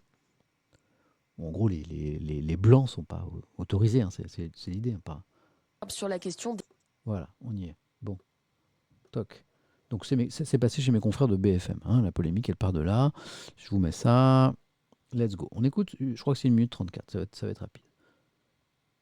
Interrogée par Apolline de Malherbe sur la question des réunions non mixtes, Audrey Pulvar, candidate à la présidence de la région Île-de-France, donne sa position. Si on vous avait proposé de participer à une réunion en disant non, par contre les personnes de couleur blanche restent derrière la porte. Ça, c'est pas possible pour moi. Si Parce vous que c'est un dites syndicat universitaire. groupe de travail consacré aux discriminations dont sont l'objet les personnes noires ou métisses, mais si il se trouve que vient à cet atelier une femme blanche, un homme blanc, etc., ben, j'aurais tendance à dire qu'il n'est pas question de le ou la jeter dehors. En revanche, on peut lui demander de se taire. Des propos qui ont fait bondir la droite et l'extrême droite et qui interviennent après une semaine de polémique autour de l'UNEF, dont la présidente avait défendu l'organisation de ce genre de réunion. Les Blancs doivent se taire. Je veux dire, comment on peut expliquer ça ? Ouais. Bon, voilà, là vous avez hop, le théâtre, enfin, vous avez les infos, hein, le décor qui est planté, voilà, exactement. Bon, vous avez compris un petit peu la polémique autour de ces réunions qui sont donc non mixtes. Alors, bon, maintenant qu'on a les infos, continuons à lire cette analyse de l'humanité, ici. Ok, ça vous fait beaucoup réagir, en tout cas on fera un sondage là-dessus. En plus des attaques crasses de l'extrême droite, c'est toujours l'humanité, hein, celles émanant de la droite républicaine et de la majorité présidentielle sont venues s'ajouter au bruit ambiant. Oui, dans une réunion non mixte LGBT, en tant qu'hétéro, je me tairais, j'écouterais, a dû se justifier l'adjointe d'Anne Hidalgo, false au déferlement. On parle d'Audrey Pulvar toujours. Mais que ne ferait pas la Macronie, estime l'humanité, pour diaboliser un adversaire après l'UNEF la France Insoumise et Europe Écologie Les Verts, c'est au tour d'Audrey Pulvar d'être livrée à la vindicte par ces pyromanes qui se croient pompiers. Donc là, on a un soutien clair à Audrey Pulvar, qui estime même qu'il y a une forme de diabolisation hein, du Parti Socialiste, hein, puisque Audrey Pulvar se présente sur la liste PS au régional. Et là, on va lire une toute autre analyse, qui est celle du Figaro, parce que moi, mon objectif ici le matin, c'est sur un thème aussi polémique, c'est de vous donner bien les différentes analyses pour que vous puissiez vous faire votre opinion. Alors, le Figaro est vent debout hein, contre ces histoires de réunions non mixtes. Regardez ce titre, le nouveau racialisme fracture la gauche. En estimant qu'on pouvait demander aux Blancs de se taire, lors d'une réunion non mixte, la candidate PS en Île-de-France a créé la polémique, un débat qui divise son camp. Ce week-end, c'est donc Audrey Pulvar, la candidate soutenue par le PS dans la région capitale et adjointe d'Anne Hidalgo, qui a suscité des remous en estimant qu'une personne blanche qui assistait à une réunion non mixte devait rester spectateur silencieux. De quoi faire bondir la droite, le RN, ainsi que plusieurs cadres de LREM, on l'a vu avec l'UMA, qui ont trouvé l'occasion d'enfoncer un coin entre deux gauches devenues irréconciliables. Et ça, on le verra dans Libération aussi. Deux gauches devenues irréconciliables sur cette question-là. Celle de Jean-Luc Mélenchon, la France Insoumise, qui a défendu l'UNEF, le syndicat étudiant, et ses réunions non mixtes, et celle d'Olivier Faure, le PS, qui jugeait vendredi dernier dans le Figaro que légitimer le concept de race est une aberration. Laurence de Charette signe l'édito du Figaro. On va rappeler que le Figaro, c'est un journal qui est plutôt conservateur et de droite. Péril victimaire, écrit Laurence de Charette. En être ou pas, voici pour la gauche l'heure des choix. Être woke, intersectionnel, décolonial, ou bien du côté des dominants, du patriarcat, du privilège blanc, choisissez votre camp. En justifiant l'organisation de réunions non mixtes, desquelles les personnes non racisées, les blancs, sont bannies, l'UNEF avait la semaine dernière semé le trouble et la division au sein des partis parrains du syndicat étudiant, les partis de gauche, En invitant ce week-end les blancs à se taire s'ils venaient à s'immiscer dans de telles réunions, Audrey Pulvar a jeté une bombe à fragmentation parmi les siens. Fille des belles leçons de la République d'Anne Hidalgo, fille des belles leçons de République d'Anne Hidalgo au Vert, voilà que l'une de ses proches, poussée par elle au régional, s'en prend au vivre ensemble républicain pour Le Figaro. Pour défendre l'indéfendable, les Verts et les Insoumis ont tenté une argutie. On ne parlait pas vraiment de réunion, mais de groupe de parole. Groupe pour ceux qui souffrent, évidemment, de l'oppression des dominants de tout poil, écrit le Figaro. Le regain de polémique et la multiplication de déclarations alambiquées qui ont émaillé le week-end ont au moins un mérite, celui de souligner combien les deux courants qui traversent aujourd'hui la gauche ne sont pas conciliables. Quelles que soient les circonlocutions des uns et des autres, l'universalisme ne peut s'accommoder des nouvelles théories racialistes et de leur pot pourri de pseudo-discrimination nourrie au miel de l'infinie culpabilité des Blancs. Pourra-t-il même le survivre? Chaque jour qui passe nous montre la force de frappe de ces luttes de rechange par cette mystification du réel qui les caractérise et le font du blanc, un coupable par nature, et de la laïcité, une expression de l'islamophobie. Est-il encore temps de contrer la course folle de ces idéologies totalitaires et mortifères qui ont déjà perverti l'universalité? Il faut l'espérer, il est urgent de s'y atteler. Donc ça, c'est la lecture du Figaro. Je vous ai lu la lecture de l'Humanité.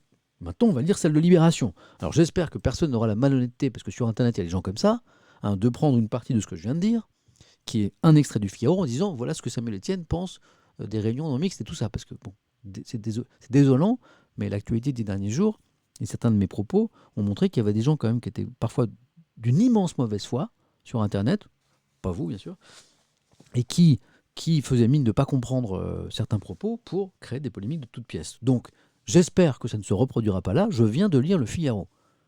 Et ce que je lis dans l'UMA, c'est pas mon opinion. Ce que je viens de lire dans le Figaro, c'est pas mon opinion. Et ce que je lis dans l'IB, c'est pas mon opinion. Je suis en train d'essayer de me la construire, mon opinion. Voilà. Mais voilà. Lisons l'analyse de Libération maintenant.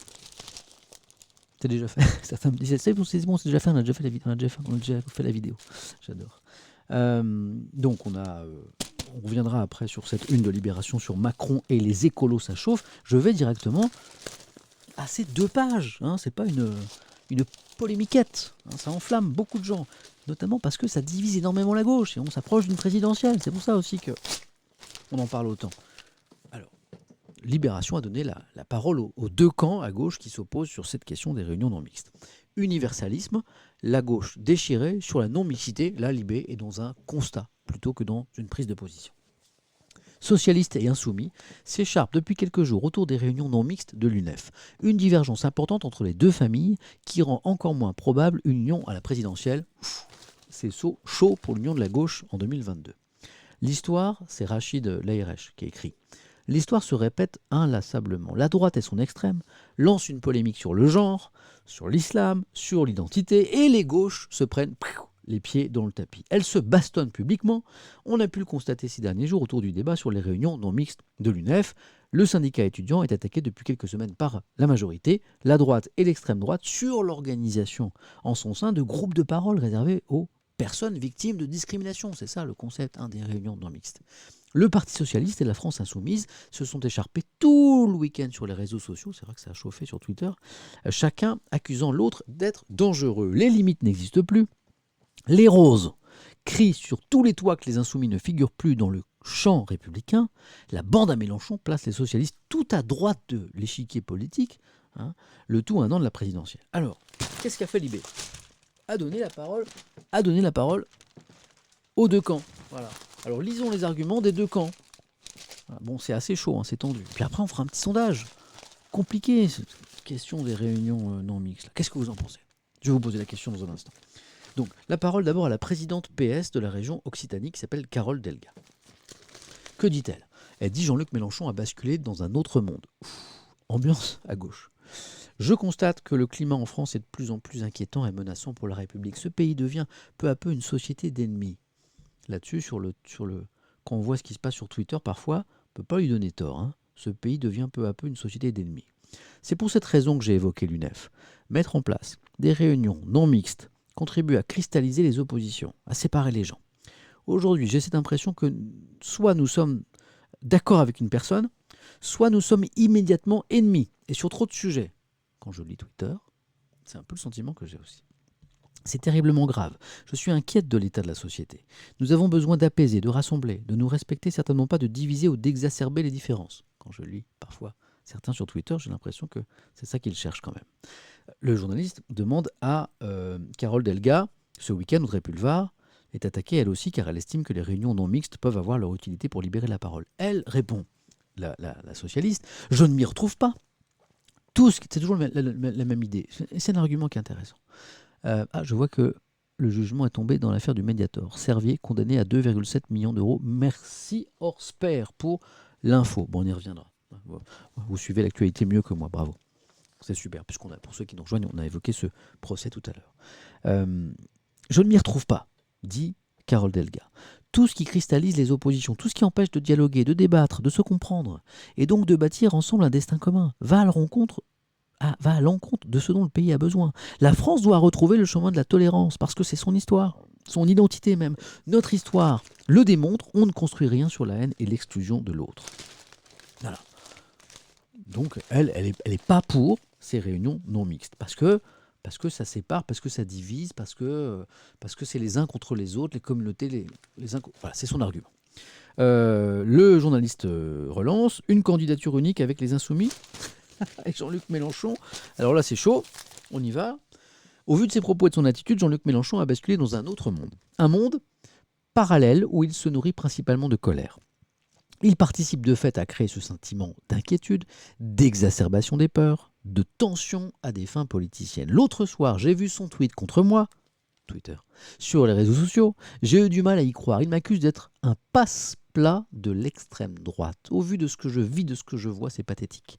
J'ai vérifié à plusieurs reprises pour être certaine que ce n'était pas un faux compte. Se rend-il compte de l'hystérie et de la violence verbale qui peuvent faire finir par tomber la République? Dernière question. Est-ce que vous craignez une guerre civile en France? Elle répond. Depuis cet automne, je ressens une tension dans le pays. On avait déjà vu des situations limites lors des Gilets jaunes. De plus en plus de gens n'ont plus confiance dans les gouvernants. Et la parole la plus rétrograde se libère. L'exaspération vis-à-vis de la politique sanitaire avec des ordres et des contre-ordres n'arrange rien, tout comme certains débats hors sol qui ne font que diviser les Français.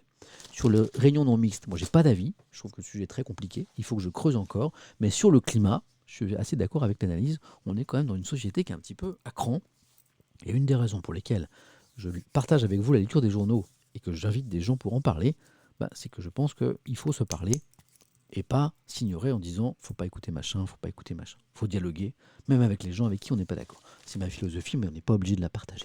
La parole à Jean-Luc Mélenchon. Si au PS ils veulent le dialogue, qu'ils changent d'attitude. Ambiance. Le chef des Insoumis insiste sur les divergences avec ses anciens camarades socialistes. On va rappeler que Jean-Luc Mélenchon a été au PS, il a même été ministre. Pour lui, les discussions restent possibles, mais pas au prix de la complaisance. Alors, la tension est forte, tu m'étonnes, entre le chef de file des Insoumis et son ancienne famille politique, le PS. Il le reproche de céder sur les questions liées à l'identité et à la religion face à la pression de l'extrême droite. Ces derniers jours, dit le journaliste, vous avez mis le PS dans le camp de la droite et de son extrême. Est-ce que c'est pas un peu trop? Demande Libé. Votre résumé grossier ne permet pas de comprendre l'alerte que je lance au pays. Bon, déjà, il ne se prononce pas trop sur les accusations, mais ça fait longtemps que je le pratique, Jean-Luc Mélenchon, on a beaucoup échangé, je suis en plein interviewé. Il est fort. Je dis aux dirigeants socialistes qu'ils sont irresponsables d'apporter de l'eau au moulin des mensonges sur l'UNEF. La campagne de la droite et de l'extrême droite vise la dissolution d'un syndicat historique. Ce serait un seuil sans retour pour la démocratie en France. Donc déjà, Jean-Luc Mélenchon dit qu'il défend l'UNEF, ceci expliquant peut-être cela. Est-ce que le dialogue est encore possible avec les socialistes? Réponse de Mélenchon, évidemment, mais pas au prix de la complaisance. Ouf. Si les chefs du PS veulent le dialogue, qu'ils changent d'attitude, mais je crois qu'ils préparent surtout leur ralliement à Macron. Les accusations de Mélenchon contre le PS, vous êtes d'extrême droite, vous allez vous rallier à Macron, bon. Tu m'étonnes que les deux camps ont du mal à se parler. Bon, j'ai essayé de vous présenter les arguments, une partie des arguments, j'ai lu l'Humanité, j'ai lu le Figaro, j'ai lu Libération avec des analyses un petit peu différentes sur ces réunions non mixtes. Qu'est-ce qu'il faut en penser? Est-ce que c'est bien, ces réunions non mixtes, où des personnes donc, qui souffrent de discrimination, notamment pour des raisons de couleur de peau, puissent en parler ensemble, en excluant des personnes non racisées, donc de couleur blanche? Est-ce que c'est une bonne chose? Est-ce que c'est une mauvaise chose au nom de la République, du vivre ensemble, de l'exigence du dialogue? Voilà, c'est ça le débat. On fait un sondage? Allez, c'est compliqué, hein. C'est parti.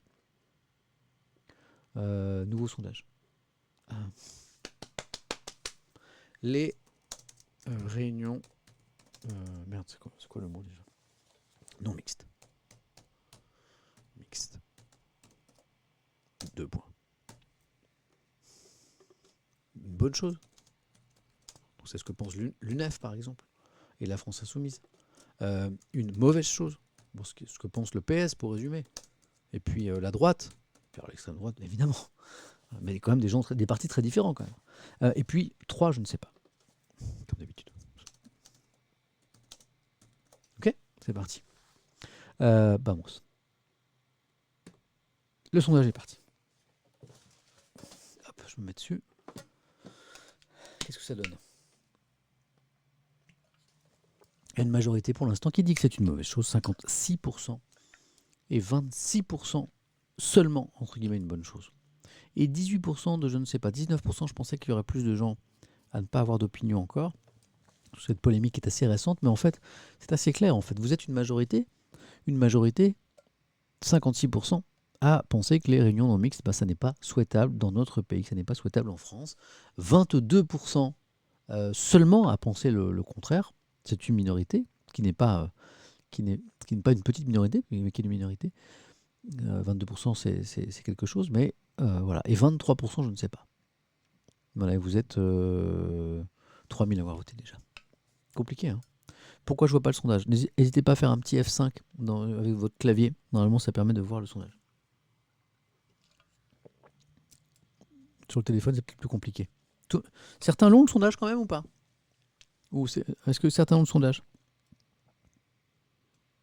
Dites-moi, les amis, si vous avez le sondage, parce que certains ne l'ont pas. Ouais, vous l'avez ? Ok. Donc n'hésitez pas, un petit F5 si vous êtes sur un PC. Mais je vous donne le résultat. Donc 2000, 3000, 3500 personnes ont voté déjà. C'est une mauvaise chose, les réunions non mixtes, pour 56% d'entre vous. C'est une bonne chose pour 20% d'entre vous. Et je ne sais pas, 24%. Voilà pour la tendance. Compliqué, hein, ce débat. Merci d'avoir participé. Et le résultat définitif vient de s'afficher dans la colonne du chat. Bon. Qu'est-ce qu'on a d'autre ? On a encore un petit peu de temps. Ouais, on a encore 45 minutes. Voilà. Donc là, je reviens à Libé, mais pas avec la question des réunions non mixtes, mais avec cette une consacrée aux relations tendues entre Macron et les écolos. Ça chauffe, titre Libé ce matin. À la veille de l'examen du texte à l'Assemblée, des milliers de personnes manifestaient dimanche pour exiger une vraie loi climat. Certains ont peut-être manifesté. Une mobilisation qui intervient alors que la majorité multiplie les attaques contre Europe Écologie Les Verts. Vous allez voir que ce dossier est vachement intéressant. Il y a un édito signé Paul Quignot ce matin. Le titre, c'est Paris. Paris sans S, hein. C'est pas les municipales. Paris. Un rot sur les écolos, écrit Libé. Macron fait depuis un moment feu de tout bois contre les écologistes. Pourquoi ? On va peut-être le comprendre. La virulence des attaques du camp présidentiel avec Darmanin et Schiappa et en artilleur en chef prouve que le camp présidentiel redoute un nouveau succès vert lors des régionales après celui des municipales et que ce dernier scrutin avant la présidentielle installe définitivement les Verts au centre de la bataille de 2022. Pour Libé, Macron et la majorité et l'REM, ils sont comme ça. Ils flippent à mort devant la progression des écologistes aux élections. Le pari macronien est en fait assez limpide pour Paul Quignot. Comme la droite s'affaiblit désormais toute seule, c'est pas faux, il peut taper sur les écolos pour fragiliser l'ensemble de la gauche en exacerbant notamment cette division sur la question des valeurs républicaines. La stratégie du président comporte néanmoins des risques. Qui m'écrit ? C'est les audiences. Sur des risques. Déséquilibrer encore plus sa majorité en l'en droitisant, décrédibiliser la sincérité de sa mue verte, et surtout apparaître davantage comme un tacticien anti-vert que comme un président stratège à la hauteur des enjeux environnementaux. Voilà ce qui serait la stratégie du président Macron, de taper sur les écolos qui seraient son principal adversaire au vu de la déliquescence de la gauche socialiste, de la droite LR, en anticipant sur un deuxième tour, qui serait, vous savez bien, un deuxième tour, Marine Le Pen, Emmanuel Macron. Voilà. Donc ça, ce serait la stratégie. À voir. Il y a du sympa, il y a du positif aussi. dans la croix. Ben oui, parce que parfois il y a des bonnes nouvelles et puis il y a des belles démarches. Et voilà, moi je trouve qu'il valide un petit peu l'intérêt de lire la presse écrite, cette presse qui prend un petit peu le temps, qui ne paraît qu'une fois par jour, qui ne court pas après l'actualité la plus brûlante et qui donne des éléments de réflexion pour comprendre le monde dans lequel on vit. C'est ce que fait la presse écrite, c'est ce que fait la croix. Regardez, la France a de la ressource. Ben ouais, tout n'est pas perdu. La croix consacre 3 semaines, c'est pas rien, hein, à explorer les atouts de notre pays pour surmonter la crise. Voilà, 3 semaines d'un feuilleton pour dire, ben oui, mais tout ne va pas mal dans notre pays. Quels sont les éléments sur lesquels on peut s'appuyer pour faire rebondir notre pays? C'est pas mal, non? C'est intéressant. Hein, cette semaine, la croix, c'est du papier. Alors, petit édito pour expliquer un peu les démarches de la croix. 1 an après le début d'une crise sans précédent, 1 an avant la présidentielle, c'est un pays fatigué moi aussi, qui s'apprête à entrer en campagne. Dans ce contexte de lassitude et de colère, pourquoi consacrer 3 semaines à explorer les ressources de la France? Il ne s'agit ni de méthode Coué, ou encore moins de provocation. Dans l'année à venir, nous entendrons encore beaucoup parler des faiblesses que la pandémie a révélées. Il faut être aveugle pour ne pas les voir. Mais il y aurait autant d'aveuglement à suivre la pente de la sinistrose. Non, tout n'est pas fichu. Super. Non, nous ne sommes pas si nuls. Super.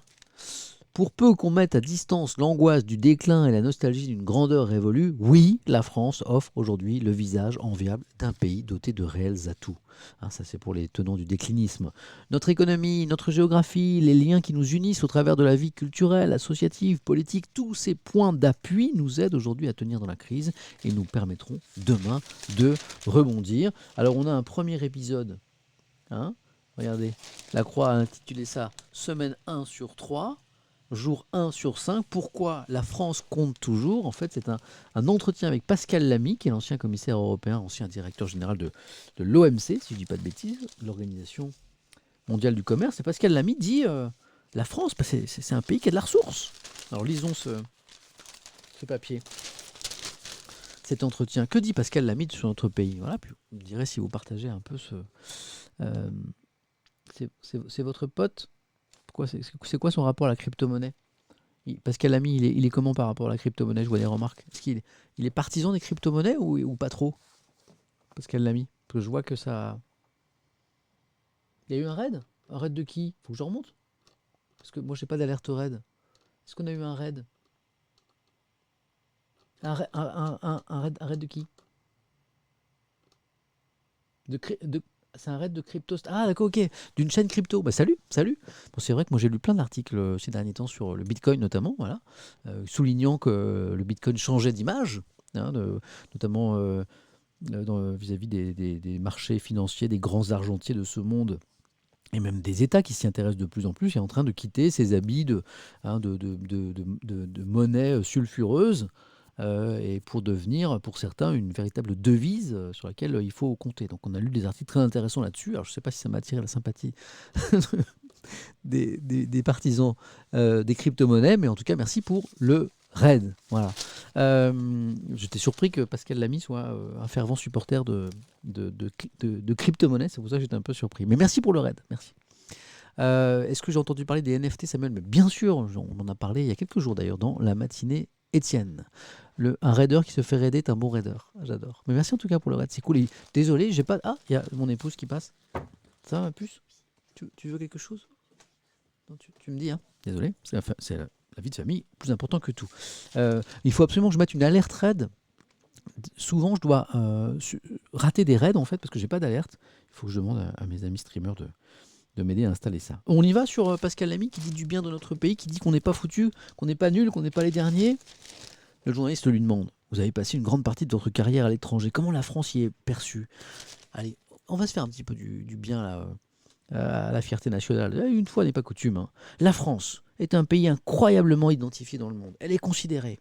On la regarde, on l'admire le plus souvent, même s'il arrive qu'on la déteste. Mais dans les deux cas, ce sont des sentiments forts. Coucou ma puce.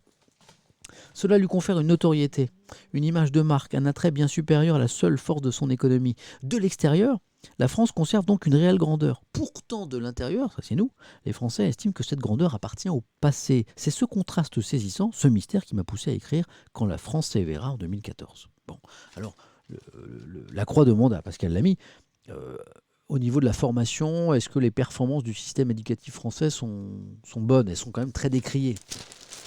Là, il répond, c'est assez intéressant. Si on compare les moyennes, le système français n'est pas très performant, n'est pas assez performant. Si vous comparez le top, il est hyper performant. Le système éducatif français forme des élites remarquables, mais le niveau d'éducation, de formation technique, de culture d'une partie des jeunes reste insuffisant. Or, dans un monde qui se dématérialise à toute vitesse, le jus de cervelle, c'est bizarre cette expression, le jus de cervelle, c'est chaud quoi. Le jus de cervelle devient le carburant de la société et de l'économie. Le défi du système éducatif est donc de se réformer pour équiper chacun avec les moyens de s'accomplir, donc peut mieux faire pour Pascal Lamy sur l'éducation. On continue. Maintenant, les performances professionnelles. On est comment, nous, les Français, au niveau de la performance professionnelle? Voilà. Avec la qualification de sa population, même si elle n'est pas homogène, ses infrastructures de très haute qualité, son positionnement, la France a des avantages comparatifs spécifiques pour appuyer son dynamisme économique. Longtemps, ça a été l'apanage des grandes entreprises mondialisées, alors que le tissu des PME restait un petit peu faiblard par rapport à nos voisins. Depuis 10-15 ans, eh bien, les choses évoluent, notamment avec le développement d'une couche de start-up prometteuses, donc ça va bien aussi de ce côté-là, en France. Question de Lacroix à Pascal Lamy, ancien patron de l'OMC notamment. Quelqu'un me demandait à l'instant, qui vient de nous rejoindre sans doute, qui est Pascal Lamy. La France se singularise aussi par un modèle social particulièrement protecteur. Est-ce que c'est une force ou c'est une faiblesse? Bon là, je résume, il dit que c'est plutôt une force. Mais il dit attention, à côté de tous nos atouts, un blocage d'ordre politique freine l'expression de nos potentiels. Notre culture étatiste porte l'idée que c'est à l'État de régler tous les problèmes. Notre culte monarchique attribue à l'État le pouvoir de guérir les écrouelles. Ça, c'est un peu le mythe de l'élection présidentielle où on se dit, bon, tiens, on va choisir machin, il va tout arranger. Et puis, il arrange rien. C'est normal. Peut-être qu'on attend trop d'un seul homme. Ou d'une seule femme un jour, j'espère. À chaque élection, voilà, on rêve de quelque chose de magique qui n'arrive jamais, ce qui enclenche un nouveau cycle d'impopularité. Lorsque Lionel Jospin avait osé dire que l'État ne peut pas tout, tout le monde lui était tombé sur le rable, car il avait brisé un tabou à gauche, et il avait pourtant raison. Dernière chose, on reproche beaucoup aux Français d'être un peuple râleur. Est-ce que c'est justifié? Râler n'est pas forcément un défaut. En revanche, s'étriper dès qu'il s'agit de construire est un handicap. Le plus frappant est la capacité de la France et des Français à surmonter les épreuves. C'est la marque d'un peuple très ancien qui a une grande permanence. La force de la France est de continuer à avoir de grandes ambitions. Sa faiblesse est de ne pas être assez organisé pour mieux les réaliser. Pas mal. Voilà, en tout cas, pendant 3 semaines, Lacroix va essayer de souligner ce qui marche bien dans notre pays, ce qui peut être ferment d'espoir pour repartir de l'avant après cette crise. C'est assez intéressant. Puisqu'on parle d'économie, je reste avec les échos. Et puis après, on s'approche doucement de la fin. Enfin, la fin qui va prendre un petit peu de temps parce que j'ai l'équipe et puis j'ai un super dossier dans les échos sur alors génération Z, Gen Z, voilà. Je sais pas, là, au niveau de la prononciation, je suis pas au point encore, mais en tout cas sur les jeunes, voilà, un dossier assez intéressant. Quelqu'un résume, on est râleur mais ambitieux. Juju Fou 92, ouais, c'est un peu ça, ouais. Voilà. D'ailleurs, ça fait longtemps que je ne suis pas remonté dans le chat, excusez-moi, parce que je lis trop, je vous lis pas. Qu'est-ce que vous dites? C'est vrai que notre point faible, c'est l'organisation, c'est pas faux. Un beau papier, merci. Ouais, c'est vrai qu'il est cool ce papier, je suis content de vous l'avoir mis de côté. On n'attend rien de trop, on attend ça c'est sur Macron, d'accord, ok. Ouais.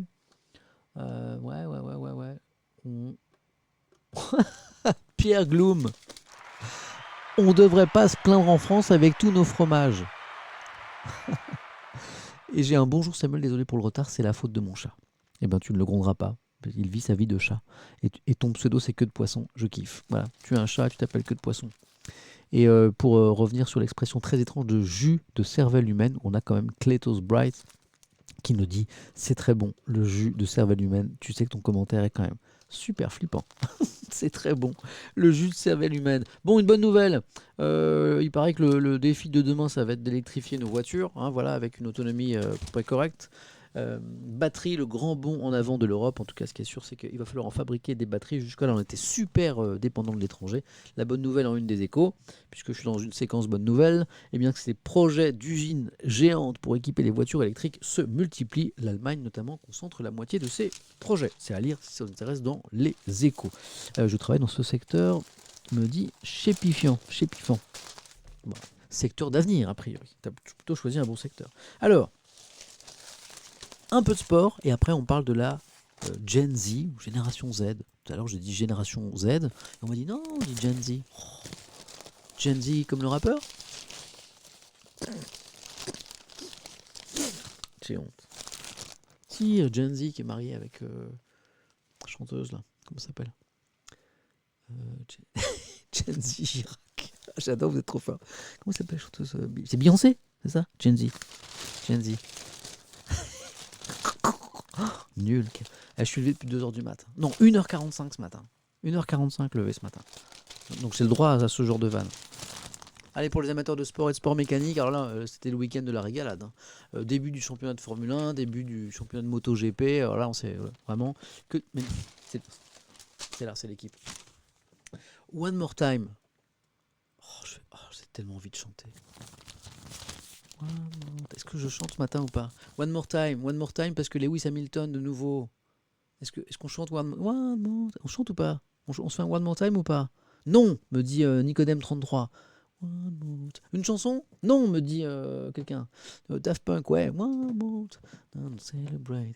On se fait un petit plaisir, allez, je suis crevé. Je raconte n'importe quoi. Allez, ça fait longtemps que je vous ai pas cassé les oreilles. Les plus anciens vous expliquez dans le chat le principe. Voilà. L'objectif, c'est il fait beau derrière moi, c'est que dans 10 minutes il pleuve. Je vais chercher mes écouteurs. Vous expliquez dans le chat ce que je vais faire là, pour que les oreilles les plus sensibles s'éloignent. Cherchez mes écouteurs. One more time, celebrate. Oh yeah.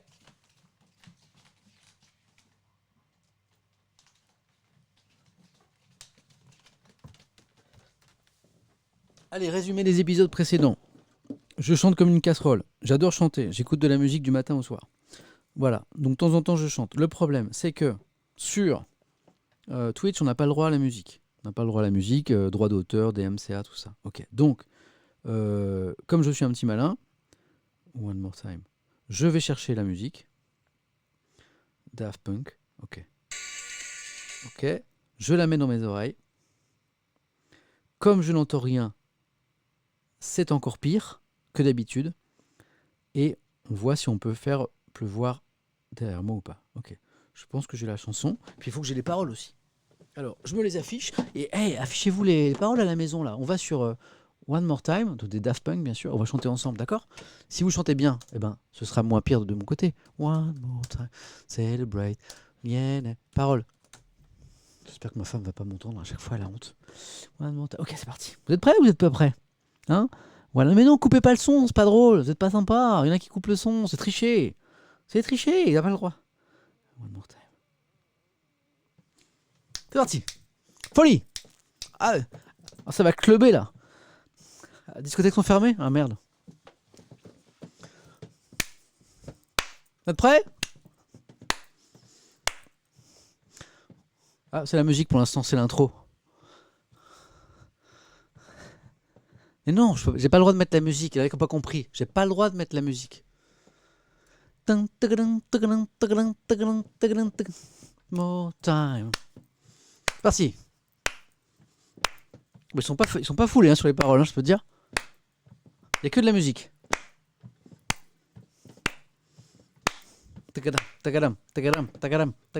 One more time. Bon alors, putain, il y a que de la musique là. C'est nul. J'espère que ça va partir, là, parce que là, je vais me reprendre un verre au bar. Hein. Mettez-moi la même chose. One more time, we're gonna celebrate. Oh yeah, alright, don't stop the dancing. One more time, we're gonna celebrate. Oh yeah, alright, don't stop the dancing. One more time, we're gonna celebrate. Ils sont pas cassés, hein? Yeah, alright, don't stop the dancing. Ils sont nuls les paroles. One more time, we're gonna celebrate. Putain, j'aurais dû faire de la chanson, moi. One more time. En fait, c'est. Putain, si j'avais su, j'aurais pas fait journaliste, j'aurais fait chanteur. Parce que franchement, ça, j'aurais pu l'écrire. Hein. Au niveau de la voix, c'était comment? Ça progresse ou pas? Ça progresse? FC Malaise, bah oui, c'est un peu l'idée, ouais. Il y a eu pire, j'ai peut-être, ouais. Propre, En vrai, ça va? Non, ça, je sais que c'est pas vrai. C'est gentil, par contre. Comment je bouge mon boule? Keep going. Oui, mais les meilleures choses ont une fin. Samuel tue le Twitch game. Ouais, je sais, je suis accusé de bien des choses. Bien des choses. J'ai perdu 1000 viewers. Oh, ça va, je trouve, par rapport à d'habitude. Fais voir. Non, non, si, j'ai un petit peu perdu. C'est le principe des Daft Punk, peu de paroles, bonne musique électro. Ah, c'est ça. Ok. Tu le refais one more time? Non, les meilleures choses ont une fin. Il ose critiquer Daft Punk, mais non, bien sûr, je ne me permettrai pas. Mais c'est vrai que c'est pas trop mon genre de musique. Moi, j'aime bien quand il y a des grosses guitares qui tâchent. C'est pas pire, tu progresses. Voilà, parce que les anciens savent que j'ai fait pire. Notamment sur Balavoine, sur... je sais plus ce que j'ai fait. C'est... Nouvelle personnalité dans Masked Singer. Je peux pas faire Masked Singer, parce que les gens me reconnaîtraient tout de suite, comme je chante pas très très bien. Bon, One More Time, pourquoi j'ai chanté? Parce que One More Time, Hamilton, Lewis de son prénom. Alors je rigole un peu parce que ce week-end, je lisais des papiers en disant ouais, les Mercedes, elles sont pas au top, elles sont pas super réglées pour cette saison, les autres ont vraiment une carte à jouer. Vous allez voir que Lewis Hamilton va mettre plusieurs grands prix avant de rentrer dans le game. Ouais, un grand prix, bim, première place. Encore une fois, Lewis Hamilton a franchi en vainqueur la ligne d'arrivée. Max Verstappen, dont on attendait beaucoup, aurait pourtant pu l'emporter, c'est vrai, si vous avez vu la course. C'était super chaud. S'il n'avait pas rendu la tête aux Britanniques afin d'éviter une pénalité, la saison est lancée. Bon, je vous fais la course, c'est pas la peine de voir les images. Ok, vous avez Lewis Hamilton qui est devant. Ok, Max Verstappen, il arrive comme une balle. Il déborde, il double par la gauche, je crois. Et puis Lewis Hamilton qui n'est pas tombé de la dernière pluie, il les auréoles sous les bras. Non, ça va aujourd'hui, ça va. Et il serre un petit peu. Et Max Verstappen qui est obligé de partir un peu à l'extérieur. Il sort des limites de la piste.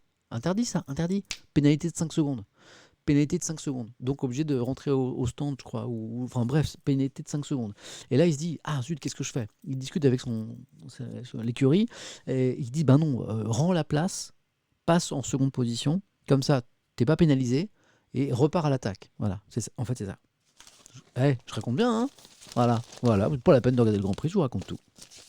Et donc, sauf que Lewis Hamilton, il est resté devant. Cocorico! Vous savez, là, on a lu avec la croix les raisons d'être fier, d'être français, d'espérer en notre beau pays, mais regardez comment en MotoGP, cette fois, comme on assure, on a 2 grands pilotes français là, depuis quelques années qu'il faut suivre, c'est Quartararo, et puis Zarco, et là, alors on attendait Quartararo qui a un peu le pédigré d'un champion du monde, c'est ce qu'on répète depuis 2 ans. Il a terminé 5e hier, petit problème sur son pneu arrière, et on a Johan Zarco, moi qui est un pilote que j'adore, qui a été porté au nu à une époque. Je crois qu'il a un titre de champion du monde dans la catégorie inférieure. Et puis il a eu beaucoup de difficultés avec son écurie KTM. Il n'arrivait pas du tout. Il sentait pas du tout cette moto. Tout le monde s'est un peu foutu de sa gueule. Et là, il revient avec une écurie satellite Ducati. 2e place. Voilà. Un Moldus 52, magnifique dernière ligne droite en MotoGP hier. Bah ouais, il était 3e, je crois. Et puis alors, il y a une ligne droite en fait dans ce Grand Prix de Bahreïn, je crois, qui favorise un petit peu les motos très rapides. Il se trouve que la Ducati, là, elle a une espèce de vitesse de pointe de psychopathe, 362 km/h. Vous me l'avez rappelé tout à l'heure, 362 km/h aux essais. 362 km/h. Vous imaginez 362 km/h? Puis il y a un virage au bout, c'est pas juste une ligne droite. Voilà. Et donc, Zarco, il a fait parler la poudre. Il est 2e. Moi, je dis un Français 2e, un Français 5e. Cette saison de MotoGP, vous sentez? Vous sentez ou pas? Elles sont bons. Elles sont bons. Voilà. Ah oui, Qatar, MotoGP, Bahreïn, c'était F1. Merci pour la correction, heureusement que vous êtes là. C'est quoi ma moto en ce moment? Alors, c'est pas du tout une sportive, c'est un peu une moto de papy. Je vous dis pas, j'ai honte. Parce que je vais pas à 362 km/h du tout, moi. Pas du tout. Il a pas fait d'effort avec la KTM aussi. C'est un débat, ça. Compliqué, l'osmose entre un homme et sa machine. Oh, elle est belle cette phrase, je vous la refais. Elle est compliquée, l'osmose entre un homme et sa machine. Ouais, c'est super beau ça. Elle est compliquée, l'osmose entre un homme et sa machine. Franchement, une moto, c'est pas ça vit une moto, ça part de l'arrière, ça freine comme ça, elle se cabre, elle prend de l'angle, pas de l'angle, elle use ses pneus, pas ses pneus. C'est sensible ces petites choses-là, c'est sensible. Donc parfois tu la sens pas. Mais il la sentait pas la KTM. Et puis il se mettait au tas tout le temps, et enfin tu sais ça mieux que moi. Et là, la Ducat, il envoie du bois. Pardon pour le petit débat de spécialistes, on est un petit peu entre passionnés. Et on finit en beauté avec... Bon alors tout à l'heure, On se demandait ensemble comment il fallait prononcer ce truc-là. Voilà. Est-ce qu'on dit génération Z, la génération Z? Génération Z, pour les 11-24 ans. On dit génération Z, ou certains me disaient... Merci pour le V, salut les motards. Salut, motard depuis toujours, moi, depuis mes 15 ans. Hein. 50 cm3 à 15 ans, 80 cm3 à 16 ans, à 17 ans 125 cm3, permis gros cube, j'ai jamais eu de voiture. Voilà. Allez, go les motards. Donc, est-ce qu'on dit Gen Z, comme certains me le disaient tout à l'heure, est-ce qu'on dit génération Z? Hein, qu'est-ce qu'on fait? Qu'est-ce qu'on dit? Les motards. Gen Z. Alors, bon, bah, ça, merci Sarah Wande. Soit génération Z, soit Gen Z. Bon, moi, je suis un peu un vieux machin, je vais dire génération Z. Un dossier dans les Échos que je vous recommande. 1, 2, 3, 4, 5, 6 grandes pages. Puis après, vous pouvez faire si vous avez un chat ou pour les lapins, hein, ça peut faire une petite litière. 6 grandes pages sur la génération Z qui trace sa voie. Les 11-24 ans, vous êtes peut-être concernés là. Les 11-24 ans. Hein, on a eu la génération Y, on a eu la génération X, la génération... et là, c'est la génération Z. Dossier vachement intéressant. Qui sont les membres de cette génération Z? Et notamment avec 2 pages sur les 7 clichés capitaux. Joli titre. Pas les péchés, mais les clichés capitaux sur les Gen Z, pour reprendre le titre des Échos. On y va? D'abord un petit édito, là, un petit article au début, pour poser un petit peu le décor, signé Florent Verret et Chloé Mario. Puis après, on va lire ce qu'on reproche à cette génération, puis en fait, de voir que derrière les idées reçues, c'est peut-être un petit peu plus compliqué que ça. La vraie question, c'est quelle est la génération après la Z? Il paraît, parce que c'est ce que le début de l'article, on a déjà le nom. Hein, bonne question, réponse tout de suite. X, Y, Z. La prochaine case est déjà prête, ce sera la génération alpha. Voilà, a priori. Pour les prochains, c'est alpha. L'exercice peut paraître ridicule, c'est vrai, d'essayer de faire rentrer au forceps des générations dans des cases. C'est vrai que c'est un petit peu étrange, on est quand même tous un petit peu différents. Oui, mais quand même, écrivent les Échos. Segmenter, c'est instructif pour mieux comprendre les grandes transformations qui traversent chaque génération. Ah ouais, d'accord, comme ça, ok. Ainsi, à ceux qui ont grandi dans les 30 glorieuses et qui ont découvert les premiers médias de masse, on peut comparer ceux qui sont nés à l'heure de la révolution numérique, smartphone en main et 4G dans le sang. Ça, c'est carrément, c'est pas moi, j'avais pas tout ça moi. Hein, moi, quand j'ai vu le Minitel la première fois, j'ai fait waouh, le futur, on va aller dans l'espace avec ça. Donc, vous voyez, hein, j'étais loin de tout ça. Ceux qui ont connu la guerre froide et le risque nucléaire, on peut les comparer à ceux qui grandissent face à l'urgence climatique, à la menace terroriste. Chaque événement d'ampleur laisse des traces et induit des comportements nouveaux. Ah ouais, c'est ça, c'est intéressant. Nés entre 1997 et 2010, les Gen Z, génération Z, représentent 32% de la population mondiale, les gars, vous êtes un tiers du monde entier.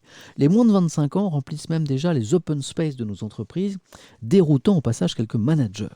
On les accuse de tous les maux, zappeurs, matérialistes, rebelles et même désinformés, alors qu'ils sont connectés à Internet presque la moitié de la journée. On les dit désabusés, malmenés par les crises, et en particulier celles que nous vivons actuellement. 50% sont inquiets quant à leur santé mentale d'après un rapport parlementaire. 1 jeune sur 2 a modifié son projet professionnel à cause de la pandémie.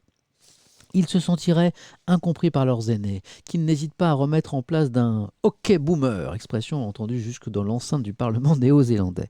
Comme endurcis par les crises successives, ils sont pourtant loin des images éculées d'une génération passive et simplement opportuniste. Les experts constatent qu'ils se retroussent les manches et affrontent les problèmes de notre temps avec plus d'exigence qu'aucune autre classe d'âge. Hey!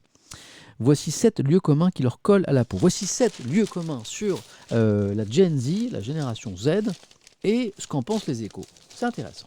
D'abord, ils sont digital addicts, mais ils sont avides de relations authentiques. Donc le cliché, c'est d'être accro digital. Numérique, non, plutôt digital. Je préfère numérique, moi. Je ne sais pas ce que vous en pensez. Avec plus de 150 déverrouillages de leur smartphone par jour, hein, on dit pas digital, on est d'accord. Digital, c'est l'anglicisme. Ouais. Mais comme ah oui, ils ont fait digital addicts. Bon, ils sont en mode anglais. Ok. Moi, on dit numérique, on est d'accord. Digital, c'est le doigt. Je suis d'accord. D'accord avec vous. Saluons ce moment. On est tous d'accord ensemble. 150 déverrouillages en moyenne de smartphones par jour. Waouh. Les jeunes sont ceux qui consomment le plus de temps d'écran. Voilà. L'image d'une génération enfermée dans sa bulle numérique est réductrice pour les Échos. C'est Elisabeth Soulier, anthropologue et coach, qui dit ça. Il faut comprendre que cette génération fonctionne en et non pas en ou. C'est physique et digital, et elle fait des allers-retours incessants entre les deux mondes. Elle les unit, elle n'est pas dans une bulle. Estime cet anthropologue. Ok, c'est cool. 2. Vous êtes narcissique. Les 11-24 ans, vous êtes narcissique. Mais non, c'est pas tout à fait vrai. Les Z, une génération auto-centrée qui partage à longueur de journée des selfies retouchés. Les réseaux sociaux, rétorqueront certains, sont une plateforme stratégique pour montrer ce dont ils sont capables et se créer des opportunités. Certains ont la fibre entrepreneuriale et dévoilent les coulisses de leur création, d'autres veulent partager leur savoir-faire en chant, en dessin et en danse. Donc oui, un peu narcissique, mais aussi des makers. Ils sont vachement branchés sur l'anglais, hein, les Échos. Ok. Ils sont matérialistes, les 11-24 ans. Ouais, c'est vrai, mais responsables dans leur consommation. Je lis, des ados font la queue pour acheter un produit dévoilé en édition limitée. Ça, vous connaissez ça, hein, les porter et les revendre à prix d'or. Bon. Est-ce que ça, c'est des scènes qu'on a vues. Est-ce que les Z sont pour autant matérialistes? La réalité est plus complexe pour les Échos. Près d'un 5e des membres de la génération Z, sondés, préfèrent dépenser pour s'offrir des expériences plutôt que des produits. Cette soif d'expérience semble en partie corrélée à un matérialisme moins important et au souci du développement durable. Un peu matérialiste, mais pas trop.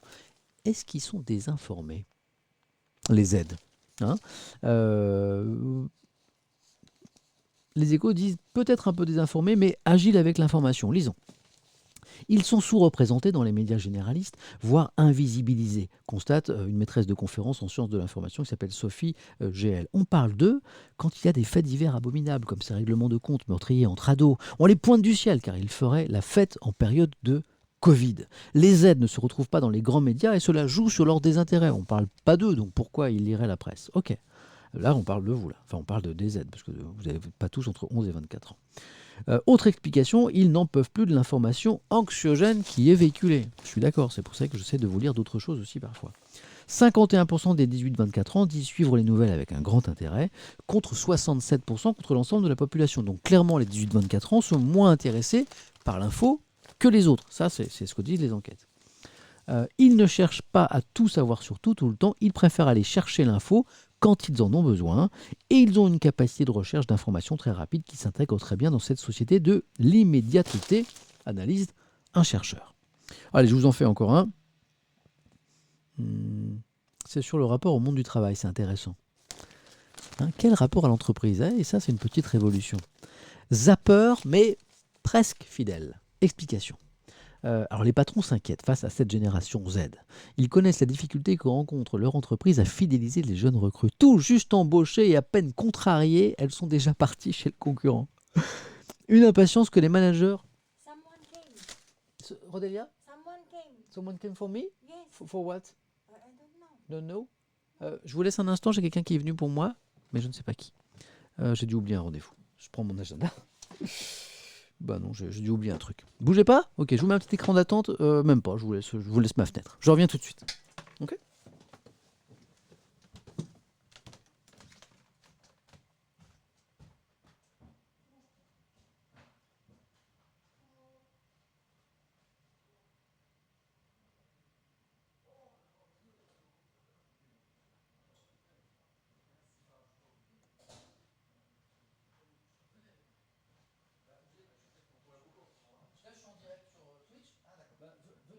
Venez, mettez-vous là.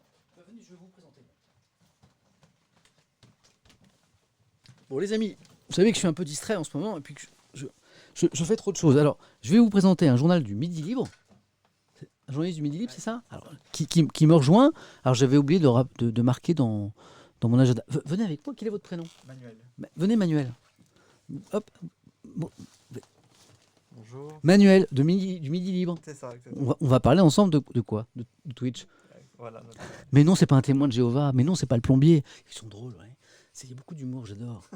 Bonjour Manuel. Bonjour le Midi Libre. Mais regarde, mais tout ça c'est pour vous. Ouais. Vous avez plein de fans. Bon bah ça y est, c'est Manu, c'est Manuel, c'est parti. C'est Manuel, c'est ça? C'est ça. Ouais. Très joli prénom. Le FC Manu, tout ça c'est pour vous. Ah, c'est cool. Bon bah voilà, en fait Manuel, on avait rendez-vous à 11h30 sans doute. C'est ça. Il est 11h33. Et bon bah on est pas mal parce que j'ai commencé à 9h45, donc on est plutôt pas mal. Écoutez, je vous finis l'article. Et puis on fera un petit raid. Et puis après, je vais rester avec Manuel quand même. Désolé. Bon, en fait, oui, j'ai pas dû le reporter. Manuel, bougez pas, je dis au revoir. J'en ai pas pour longtemps. Bon, les amis, on finit l'article sur le marché du travail et la génération Z. Alors, donc avec manifestement, ils ne sont pas très fidèles à l'entreprise. C'est un petit peu le constat des entrepreneurs. Alors, en réalité, écrivent les Échos, les Gen Z ne sacralisent plus l'entreprise et peuvent la quitter sans état d'âme. À bon entendeur, si 80% considèrent le travail comme important selon une étude de Vice France, seuls 18% le jugent prioritaire. Bon, voilà, il y a clairement un changement de valeur par rapport à la valeur travail. Alors, Elisabeth Soulet, qui est la personne qu'on a citée tout à l'heure, explique. Ils ne veulent plus seulement être utiles à la société, mais que l'entreprise les fasse grandir aussi. Ils veulent expérimenter, acquérir de nouvelles compétences, se voir confier des responsabilités, le tout dans un environnement de travail sympa. Voilà, ça c'est le triptyque gagnant. Pour ce faire, ce sont sur les managers et leur équipe qu'ils vont miser, c'est à eux qu'ils vont être fidèles et non plus à l'entreprise. Pour eux, la valeur de la collaboration est primordiale et si elle fait défaut, adieu tout simplement, c'est aussi simple que ça. Donc ça va être une succession d'engagements potentiellement avec une entreprise, ce qui amène l'anthropologue que nous citions à l'instant, Elisabeth Soulier, de parler de fidélité successive. Bon, voilà pour quelques définitions de cette génération.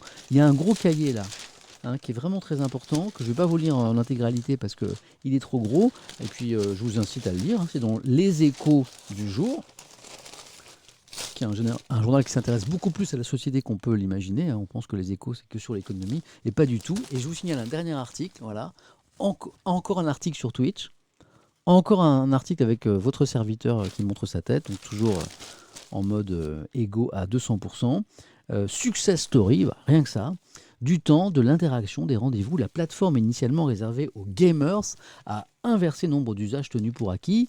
Le réseau du moment, les gars, vous êtes sur le réseau du moment, casse les codes pour le plus grand bonheur des utilisateurs, parmi lesquels de plus en plus de journalistes et de responsables politiques. Voilà. Et alors juste un truc que je voulais partager avec vous, je ne vais pas vous lire l'article, je ne vais pas encore lire un article sur moi, ça n'a aucun intérêt. Mais sur la philosophie de ce qu'est Twitch, ce que devrait être Twitch, c'est à vous de voir.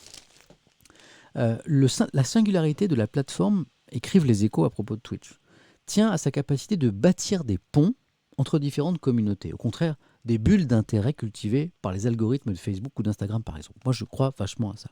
Que Twitch, c'est un magnifique espace de discussion, d'échange, de création de passerelles entre communautés. Et pas un truc qui segmente, pas un truc qui sépare. Ça, c'est ma conviction. Manifestement, c'est celle des Échos aussi. Ces dernières, donc les bulles d'intérêt dont on parlait, sont certes très structurées sur Twitch, avec une communauté très fidèle à certains streamers, mais aussi très ouverte, voire prête à partager avec les autres. Voilà.